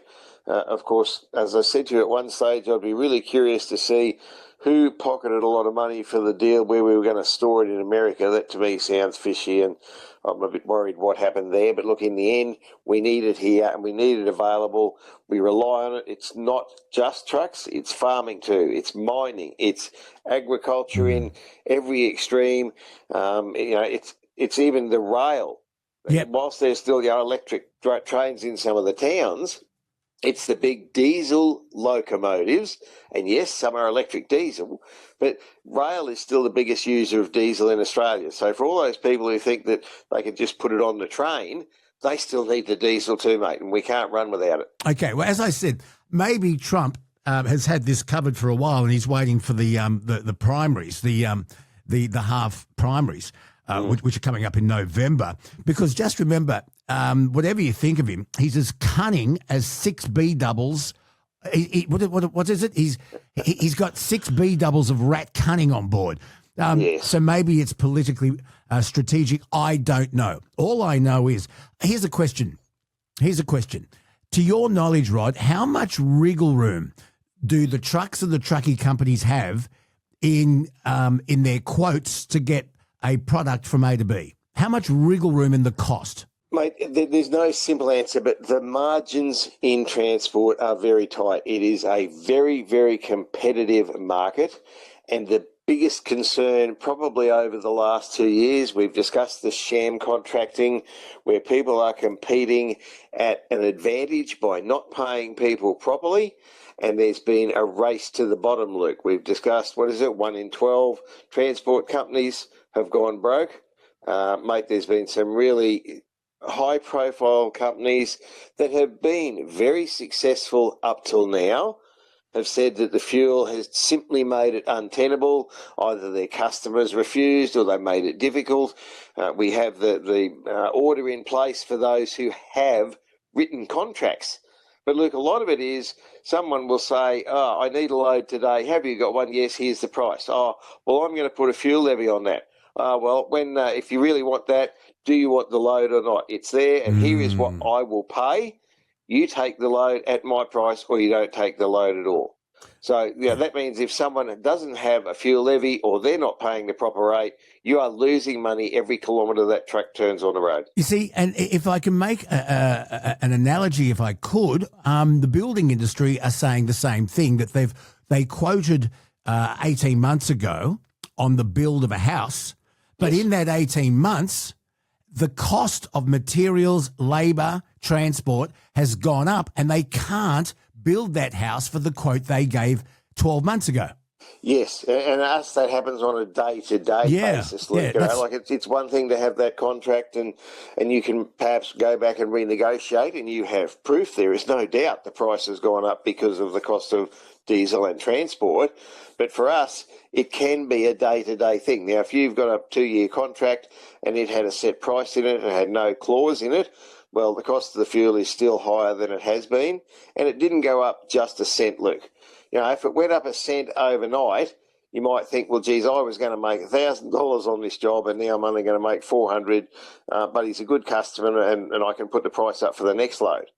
But it's gone up $1, here and there at times, and there is not the margin in transport for that unless you can recover it. All right. So I know that we're spending a bit of time on this, but it's so important because, as I said at the beginning, it affects everyone, not just the truckies, but and your jobs and your margins, but it affects everybody because the cost of everything will go up if the cost of getting it from A to B goes up. It makes sense.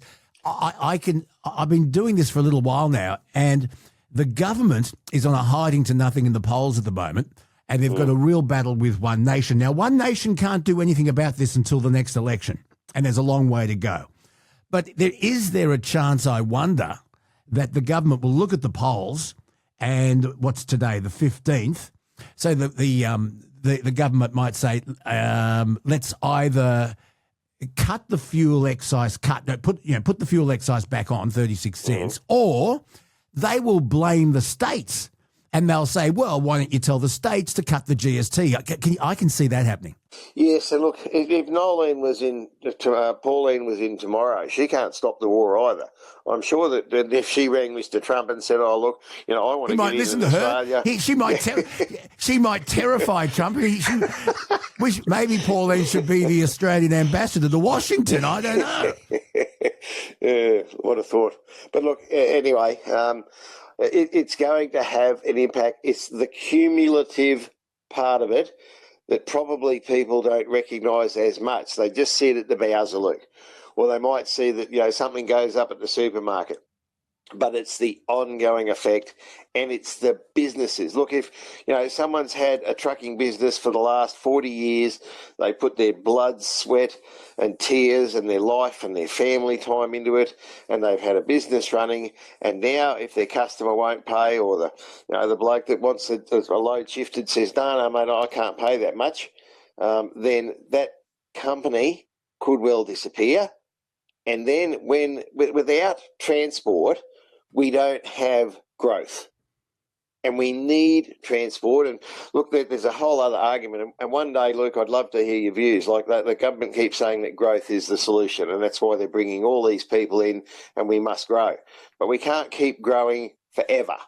There's got to be a time, because Australia is going to run out of water, and it's going to run out of land, and it's going to run out of all these things because we have too many people. And we're not building the infrastructure for them. I don't think you'll find anybody who'll argue that that's true, or not true, I should say. So we've got to have things in place, but then we need to build it all. We need to have it there. We need to provide it all. And a lot of things go on trucks half a dozen times, Luke. So there's 6 legs where each of those price increases has that cumulative impact. Yeah. Well, at the moment, Australia's birth rate, fertility rate has dropped. Yes. Right. 1.48 babies per woman. In order for us to come to parity with deaths, in other words, keep the population where it is, we need 2.1. Yes. So it's below that. It's below that now. So you either bring in an incentive for Australians to breed in order to keep a tax base going, because otherwise the Luke Boners and the Rod Hanafis of this world and people 10 years younger than us and 18 years younger than us, you'll have a population with more people retiring, drawing on pensions, than working and paying tax to pay for infrastructure that's much needed. Yes. So I think moderate immigration is good. And I think we've also got to, and this is another story, and I'm happy to go on a rant, and I have in the past, I think we need a massive PR campaign to encourage young Australians who aren't academic to get a trade. Yes, that's another issue altogether, mate. If only we could solve the world's problems in a day, wouldn't that be nice? Wouldn't that be nice? All right, a couple of other things, and I know that you feel really strongly about this. There have been massive changes to the HVNL, the Heavy Vehicle National Law, hitting Australian truckies and the trucking industry with maximum court penalties for serious fatigue offences, rods surging to $26,610. Now, the government's arguing these fines, yes, they're hefty, but they're vital to curb dangerous driver fatigue. Your thoughts? Again, mate, they promoted that they found 5,000 fatigue offences in the last 12 months. Now, that's concerning to the industry as it is to anybody. What we are asking for is truth in reporting.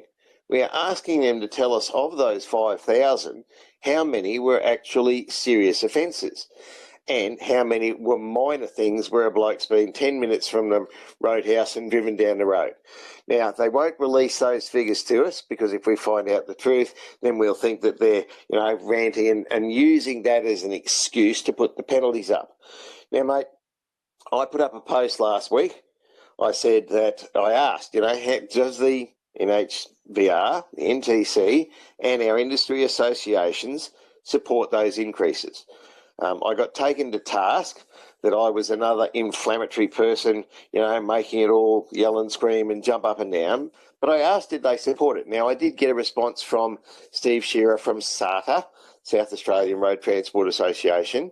He said that they and the ATA and other industry associations and bodies had vigorously argued against the increases. They couldn't justify them. They didn't believe they were needed or would work effectively. And they said, why is this going ahead? But they were overridden probably by transport ministers who look at the press and the public and see that 5,000 reported breaches. They were certainly overridden, we believe, by the police. And I got a lot of feedback and a lot of comment.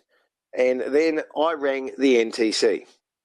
Now, the NTC, the National Transport Commission, is the body that has done the review. As part of the HVNL review, his broken record went for 9 years, cost too much, didn't deliver what it should have. There was going to be a fine and penalty review. Again, Luke, myself and others have said, righto, can we be involved in this review? We want to know what's going on. We want to participate. We want to have a say. It's our livelihoods and jobs. And I was told, now I don't think this is going to be a real secret, but again, it came from someone there, that when they looked at the penalties as they are currently, there was not a big gap between the minor penalties and the major ones. So they had to increase the major ones so that they looked to scare people. Now, Luke, the previous cost was $10,000 for a maximum court-imposed fine. And again, if you keep going to court, this is not a first offence. You've got to have gone to court a number of times for the same offence to get the maximum penalty, right? Mm-hmm, yep. So I don't know too many truck drivers that got 10 grand sitting there waiting to pay a fine. Well, they're saying that it was 8,000, but it's a massive jump to 26,610, isn't it? It's not just inflation. And I said to them, and I will ask any truck driver in Australia to disagree with me, the problem was not that the extreme fines weren't high enough. The problem was what the minor breaches were all too high in the first place. Now, they will say we dropped 21 offences. And, for example, they dropped one from 5,000 to 3,980. So that's, again, maximum court-imposed fine. And on the side of the road, you get 10% of that. So let's say it went down from 500 to 398. Big deal. When every other offence that is a traffic offence is lower or smaller or less onerous. And there's two other sides to this, Luke. Yep. Now, again, I was held to account that I was stirring it up. I don't believe I did. I asked a question. But when you look at those court-imposed fines, and yes, again, maximum court-imposed if you go and you are a continued offender. But because that previously was 10,000 and you're a magistrate. Yep. And at 10,000, I go in as a first offender. Yep. Well, then you might get 10%. Mm-hmm. It's now 26,000. So a magistrate's not going to give you a $1,000 fine for a first offence. And the public see those fines and they say, geez, these truckies must be bad blokes. They've got to put the fines up that far. Mm-hmm. That the perception is it that we're all bad guys. And yes, Luke, there are bad truck drivers out there. There's probably bad taxi drivers and bad bloody taxidermists and plumbers and electricians. And believe it or not, radio announcers. No, I never would have said that, mate. I don't know any of them. But anyway, look, the thing is, it's perception. Their excuse was there wasn't a big enough gap between the minor and the major, so they've lifted the major. We argue. Okay, I get it. Now, when you talk about major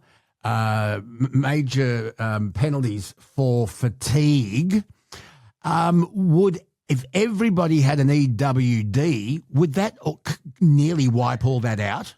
Again, it will wipe some of it out. What I'm saying is, are these charges brought about because of discrepancies in logbooks? And if you had an electronic work diary, would it get rid of 90% of all of that?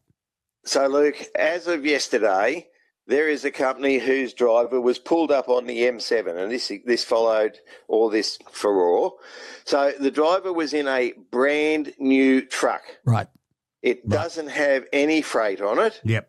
Now, he was pulled up by the police, and this is part of our argument. Mm-hmm. The NHVR have the mantra, educate, inform, enforce. The police don't. So this bloke gets pulled up, 45 minutes they had him there. They went over the truck and the trailer with a fine-tooth comb and couldn't find anything. Yeah. So then they've come back to his logbook. Now, in the front page of the logbook, we have to write down our driver base, where our records are kept, and we have to put in our BFM accreditation number. Now, the number wasn't there. The driver had the documents. Yep. He physically had the document. Here it is. It's got the number on it.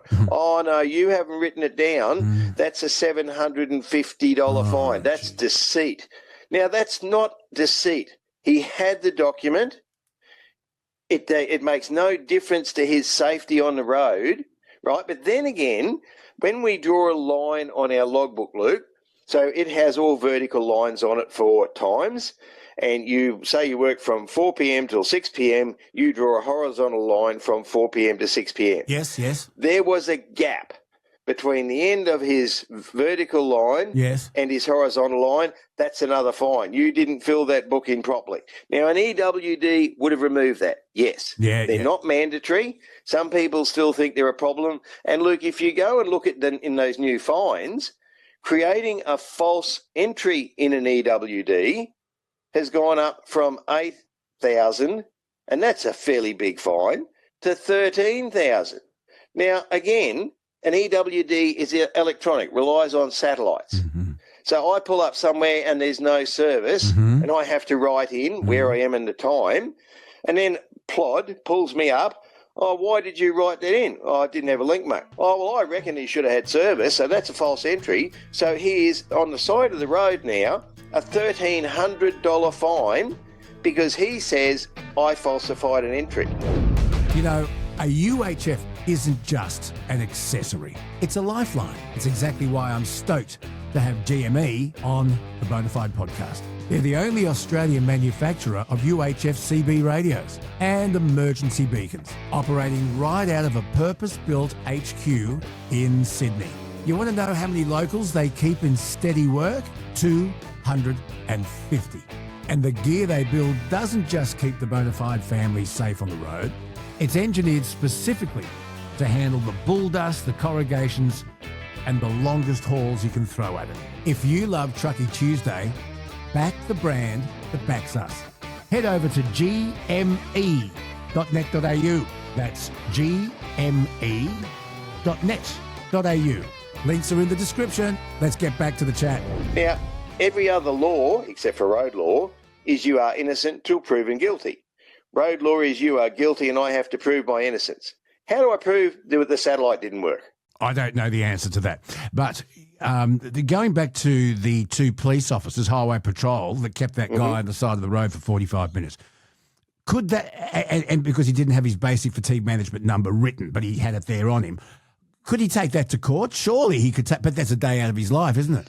Well, it's not just the day, Luke. It's the cost. Now, look, the bloke might live in Wollongong. Yeah. So it's a day's travel up there. Then he's got to stand in court. He's got to get representation.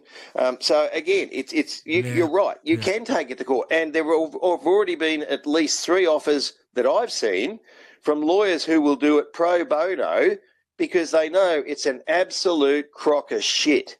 That's what it is. Yep. And that's why we're fighting this, because it's one thing to have a black and white law, but it's another to have an officer's interpretation of the law on the side of the road.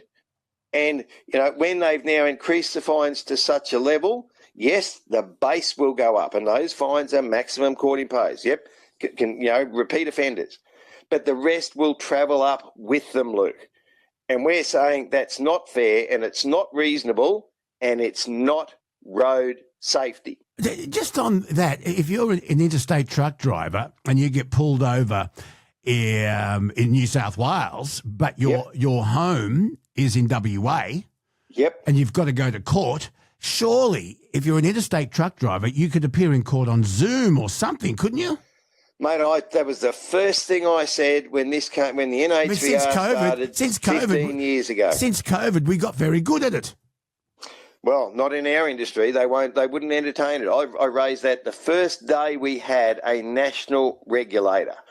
With all that technology, as you say, part of it is the copper knows that you don't have the time and the money to fight the fine. And if you want to do it, it's months in advance and you've got a plan for it. And it might not cost you one day, Luke.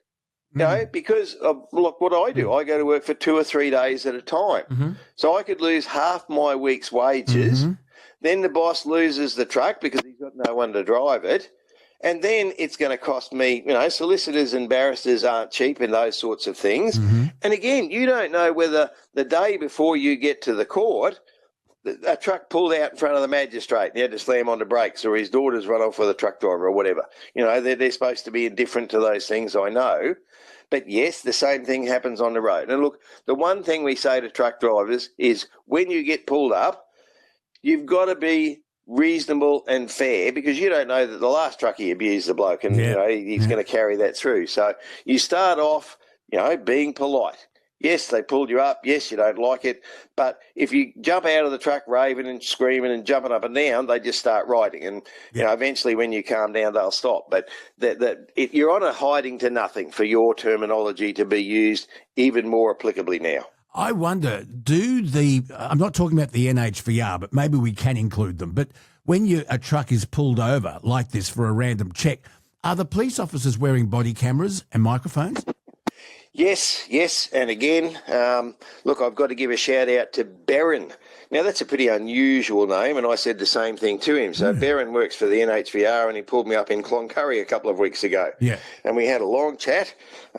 He wanted a document that I didn't have. Yeah. But again, he recognised that it wasn't critical to my, driving ability. Yeah. I had the 2 other documents that balanced it, but I couldn't provide the one he wanted. He gave me time to get work to send it to them. Now, that's fair and reasonable. They found nothing else wrong. We had a chat, and I said, geez, where's that name come from? And he said, Norwegian. I said, oh, okay. All right. Of course, they did pull up another one of our drivers for exactly the same offence. Now, he was a bit more worried. Whether it was the same bloke, I don't know. And only last night I got another email from a bloke who got pulled up by the police at Cloncurry, and they went through him. He'd made an honest mistake. He said he's going to wear that, but he's concerned where that's going to go. So, look, there are other avenues. I pulled up on my way home out of Brisbane. I ended up on TV. Our local road from Dubbo to Wellington, Luke, the Transport for New South Wales have come along and said they're dropping the speed limit from 110 to 100. Now, my understanding is they never consulted anybody. They're saying there's been a number of crashes on that road, and yes, there have. It's because there's no overtaking lanes. But what happened previously on the Newell Highway itself, Luke? Transport for New South Wales decided they were going to drop the speed limit on the Newell Highway from 110 to 100. They didn't consult the police. The police said, well, now you're making a criminal out of someone who overtakes a truck, who can do 100 and might have to get past them. And again, in the end, it was returned to 110. So I had the local TV station contact me again. I asked, were the police consulted? What are their views? I see the local mayor was on Facebook saying that they weren't consulted and that we've needed overtaking lanes there for the last 15 years, and dropping the speed limit is only going to frustrate more people, so it's not just me. And then, of course, I raised the issue of the penalties. That also ended up on TV. And again, I think I've put forward a valid explanation of why we are concerned. Would you agree? I'm not jumping up and down that much. Yeah, no, you're not jumping up and down much at all. I think it's a really good point. And something else, we're going a bit sideways here, or as my daughter would say, bing bong. However, Sorry, mate. There is an ongoing debate as to whether or not on some roads the speed limit should be increased to 150 kilometres an hour for cars. Your thoughts? I haven't seen 150. I've heard a lot of talk for 130 on the Hume. No, they're talking 150 on some roads now, yep. Oh, gee, well, I haven't heard that, mate. And look, on the Hume, where you have a 4-lane divided highway, and if we had that across Australia, we should have that on our national highway at least. And if you really want to upset me, Luke, we could say that the road that runs from Gundawindi to Toowoomba is the national highway network. There is a bridge on there that's 16 feet wide with 6 guideposts on either side. That is our national highway. Yeah. There's a section of road up there where not 1 metre of it matches another for about 2 kilometres, and I had to ring TMR whilst they're doing work, all around this section, and say, I don't think that road there is really good. Now, to their credit, only took about 3 months, and they rang me back and said, we actually been out and had a look at that. You're right. Yeah, that's a bit of a problem. We might include that in some future works, when or how, or whether they've got the money. But I shouldn't have to ring to get a national highway fixed. So, you look at those things as well. And then do they listen to us? Look, we had to go to the front page of the paper to get the bump fixed at Euroa. So the road has an impact. The potholes I told you about coming out of Melbourne, all of those things are increasing costs, and we're trying to do our best to deliver, and all they want to do is punish us. And yes, some truck drivers deserve, full force of the law, but I don't think that the other, look, pick a number. Let's say it's 90% of us try to do the right thing all the time, because we can't afford the fines, Luke. And the other thing is, you get one of those fines, you go home to your wife and you say, sorry, no food this week. I've got to pay this fine. Where am I going to get this money from? So it's not just the driver that's going to be affected. And if it was only really and truthfully about road safety, they would fix some of the other things and not just say a bigger fine will fix it. Truckie Tuesday, Rod Hannafy is with us from Truck Right. At the beginning of our chat, we did touch on training more young Australians to get a trade. Now, the Minns government in New South Wales, I'm keen to hear your thoughts on this. Chris Minns said last week that the government is going to invest in more training. There are apprentices at a TAFE in New South Wales, Wetherill Park, and they're going to benefit from a $2.5 million upgrade to the campus training facilities, and it's in support of the state's growing freight and transport industries.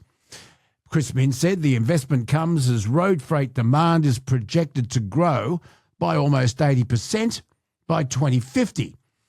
He says the upgrades will deliver a new covered outdoor learning area to support hands-on training for vehicle manufacturing apprentices. The outdoor learning area will provide dedicated space for practical training involving heavy vehicle dismantling and assembly. Your thoughts? Well, of course, mate, mechanics too, and the assemblers, the people that work to manufacture the trucks, and we'll give Kenworth a plug. Volvo makes CKD trucks. They bring all the parts in. Kenworth manufacture them. I've been through the plant. It's incredible that we still have truck manufacturing in Australia when we can't do cars. So, yes, we need those people to build the trucks. We need them to repair them. Like anything, mate, it's mechanical. If it's got tyres or tits, you're going to have a problem with it at one stage or other. So, mate, they break down eventually on the road. road, and you've got to get them fixed. So, you know, and the electronics in them now is even more critical. Like years ago, if you had a 9/16 spanner and a hammer and a bit of wire, you could fix a car on the side of the road and keep going. Now, unless you've got a computer, and it's a sensor or something like that, mate, a lot of the time we're broken down on the side of the road because water got into a plug or something like that. So electronics is good. It increases the fuel economy, keeps the engines clean, but it also suffers failures when all our roads try and destroy the truck every time you go on them. Some more news. The National Road Transport Association has called on, this time the federal government, to immediately extend the suspension of the road user charge for heavy vehicles until at least the end of the year. Because now we hope that the Strait of Hormuz will be open, but we don't know when. The National Road CEO, as you know, is Warren Clark. He says Australia can't afford to repeat the mistakes of March when diesel prices first surged and operators were pushed to breaking point. Now, we did touch on this at the beginning. Yeah, it's just another part of that cost. Now, we say that we pay our way for roads. We're not the only people that use them. We're not like the rail. They don't own that. And, of course, I've said to you, mate, they're looking at a new charging regime for that where we actually pay for what they're going to do as opposed to what they do. And the one thing I will say on this, Luke, until somebody somewhere puts a spotlight on the cost of road building and repair, and instead of us having 97 blokes there where 2 are working, or instead of having a pilot vehicle driving 100 metres to turn around and come back, and then you've got 4 blokes and 2 cars, all being, you know, included in the cost of that repair, and a $1,000 repair becomes a $5,000, and then they don't have the money to do them all, mate, that cost is growing. No one is monitoring it. We are not getting the value of the road repairs. They fail within a day of them being done or a week, and the longevity of the roads is not there. And something has to be done to fix that long term, Luke, because we can't survive in Australia without roads. We can't indeed. Well, let's hope things get happier, and let's hope that the Strait opens up and things get back to normal.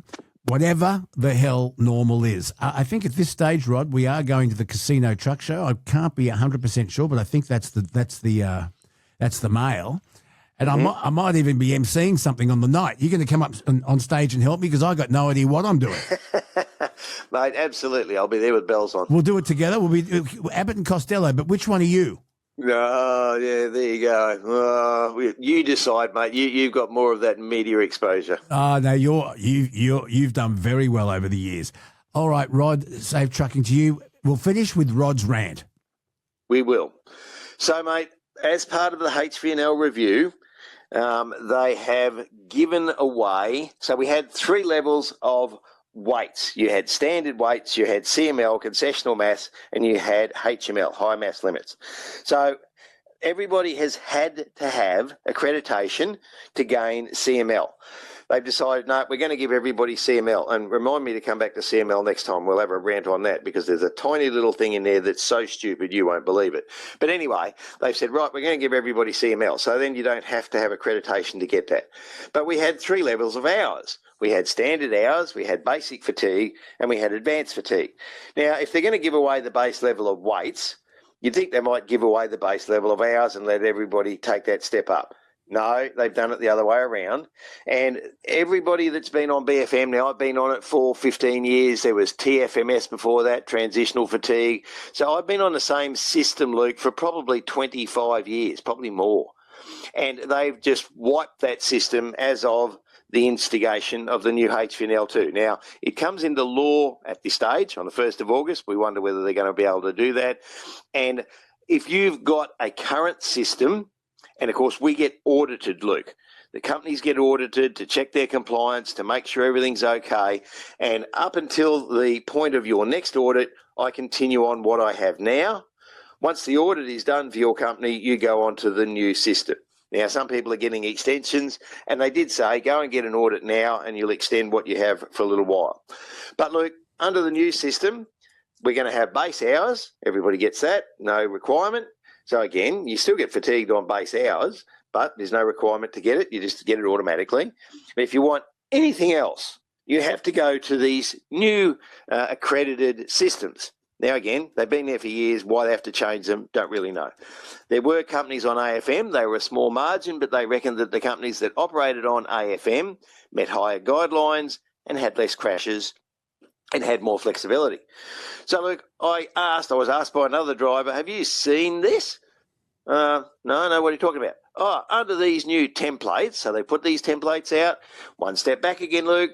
Oh, how are you going to do these templates? Oh, we're going to consult with industry and we're going to, talk to you blokes and we're going to put them out. Oh, righto, templates appeared. What happened to the consultation? Now, again, Luke, I spent an hour on the phone with the NHVR. I said, you told us, me and others, that we would get to consult on this. Oh, well, the ministers took too long and we didn't have time, so we've just put these out and this is sort of like consultation now. I said, well, you failed. You've done it wrong. You should have told us more. You should have explained what was going on and you should have involved us. Yes, you're probably right. We're sorry. Maybe that we didn't do that. But look, it doesn't come in tomorrow, so you've got time. Okay. So then I say, in these new requirements is something no one has ever heard of. It hasn't been mooted and it has 3 different clauses to it that would make it completely untenable. I say, all of your templates, and there's 10 to choose from, have this in it.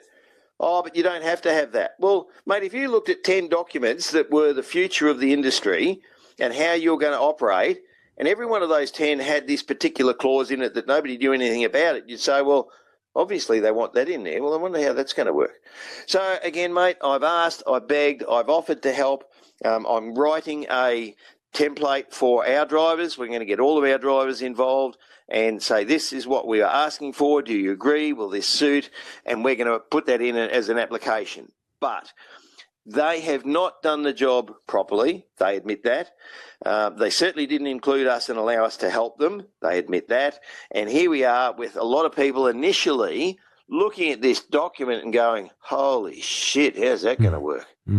So, mate, we've got a long way to go, but we shouldn't be coming from the back. And as I say, I was criticised. I went on another podcast and I virtually had to explain why I'd asked that question.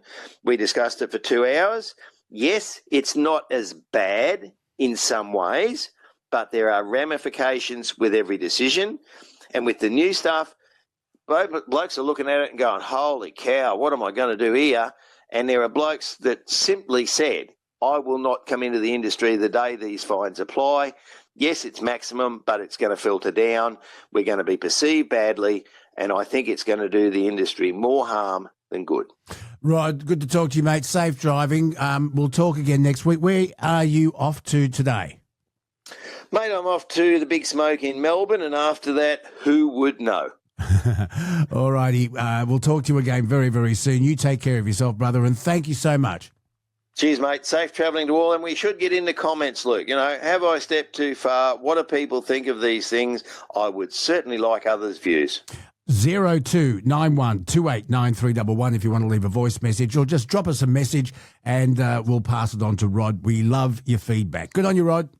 10 ball, good buddy. That's it. A big, massive cheer for the folk at GME. Thank you for keeping the Aussie transport industry talking. It's engineered specifically to handle the bull dust, the corrugations, and the longest hauls you can throw at it. Head over to gme.net.au.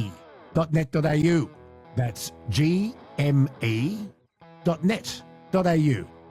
Links are in the description, and we'll see you next week. Thank you so much for listening, and thank you so much for supporting us. Please support our sponsors and let us know your thoughts. Leave us messages, because we love to get your feedback. Without you, we are nothing. The Bonafide Podcast, where we try to give you not just... the Bonafide Podcast, where we don't tell you what to think, but we love to give you something to think about. Any thought of the day? No, I've got something interesting to tell you. What? I conducted my own poll, and I asked 100 women what was their favourite shampoo. 99.9 of them just screamed at me and said, get out of my shower. As they should. Goodbye. Goodbye.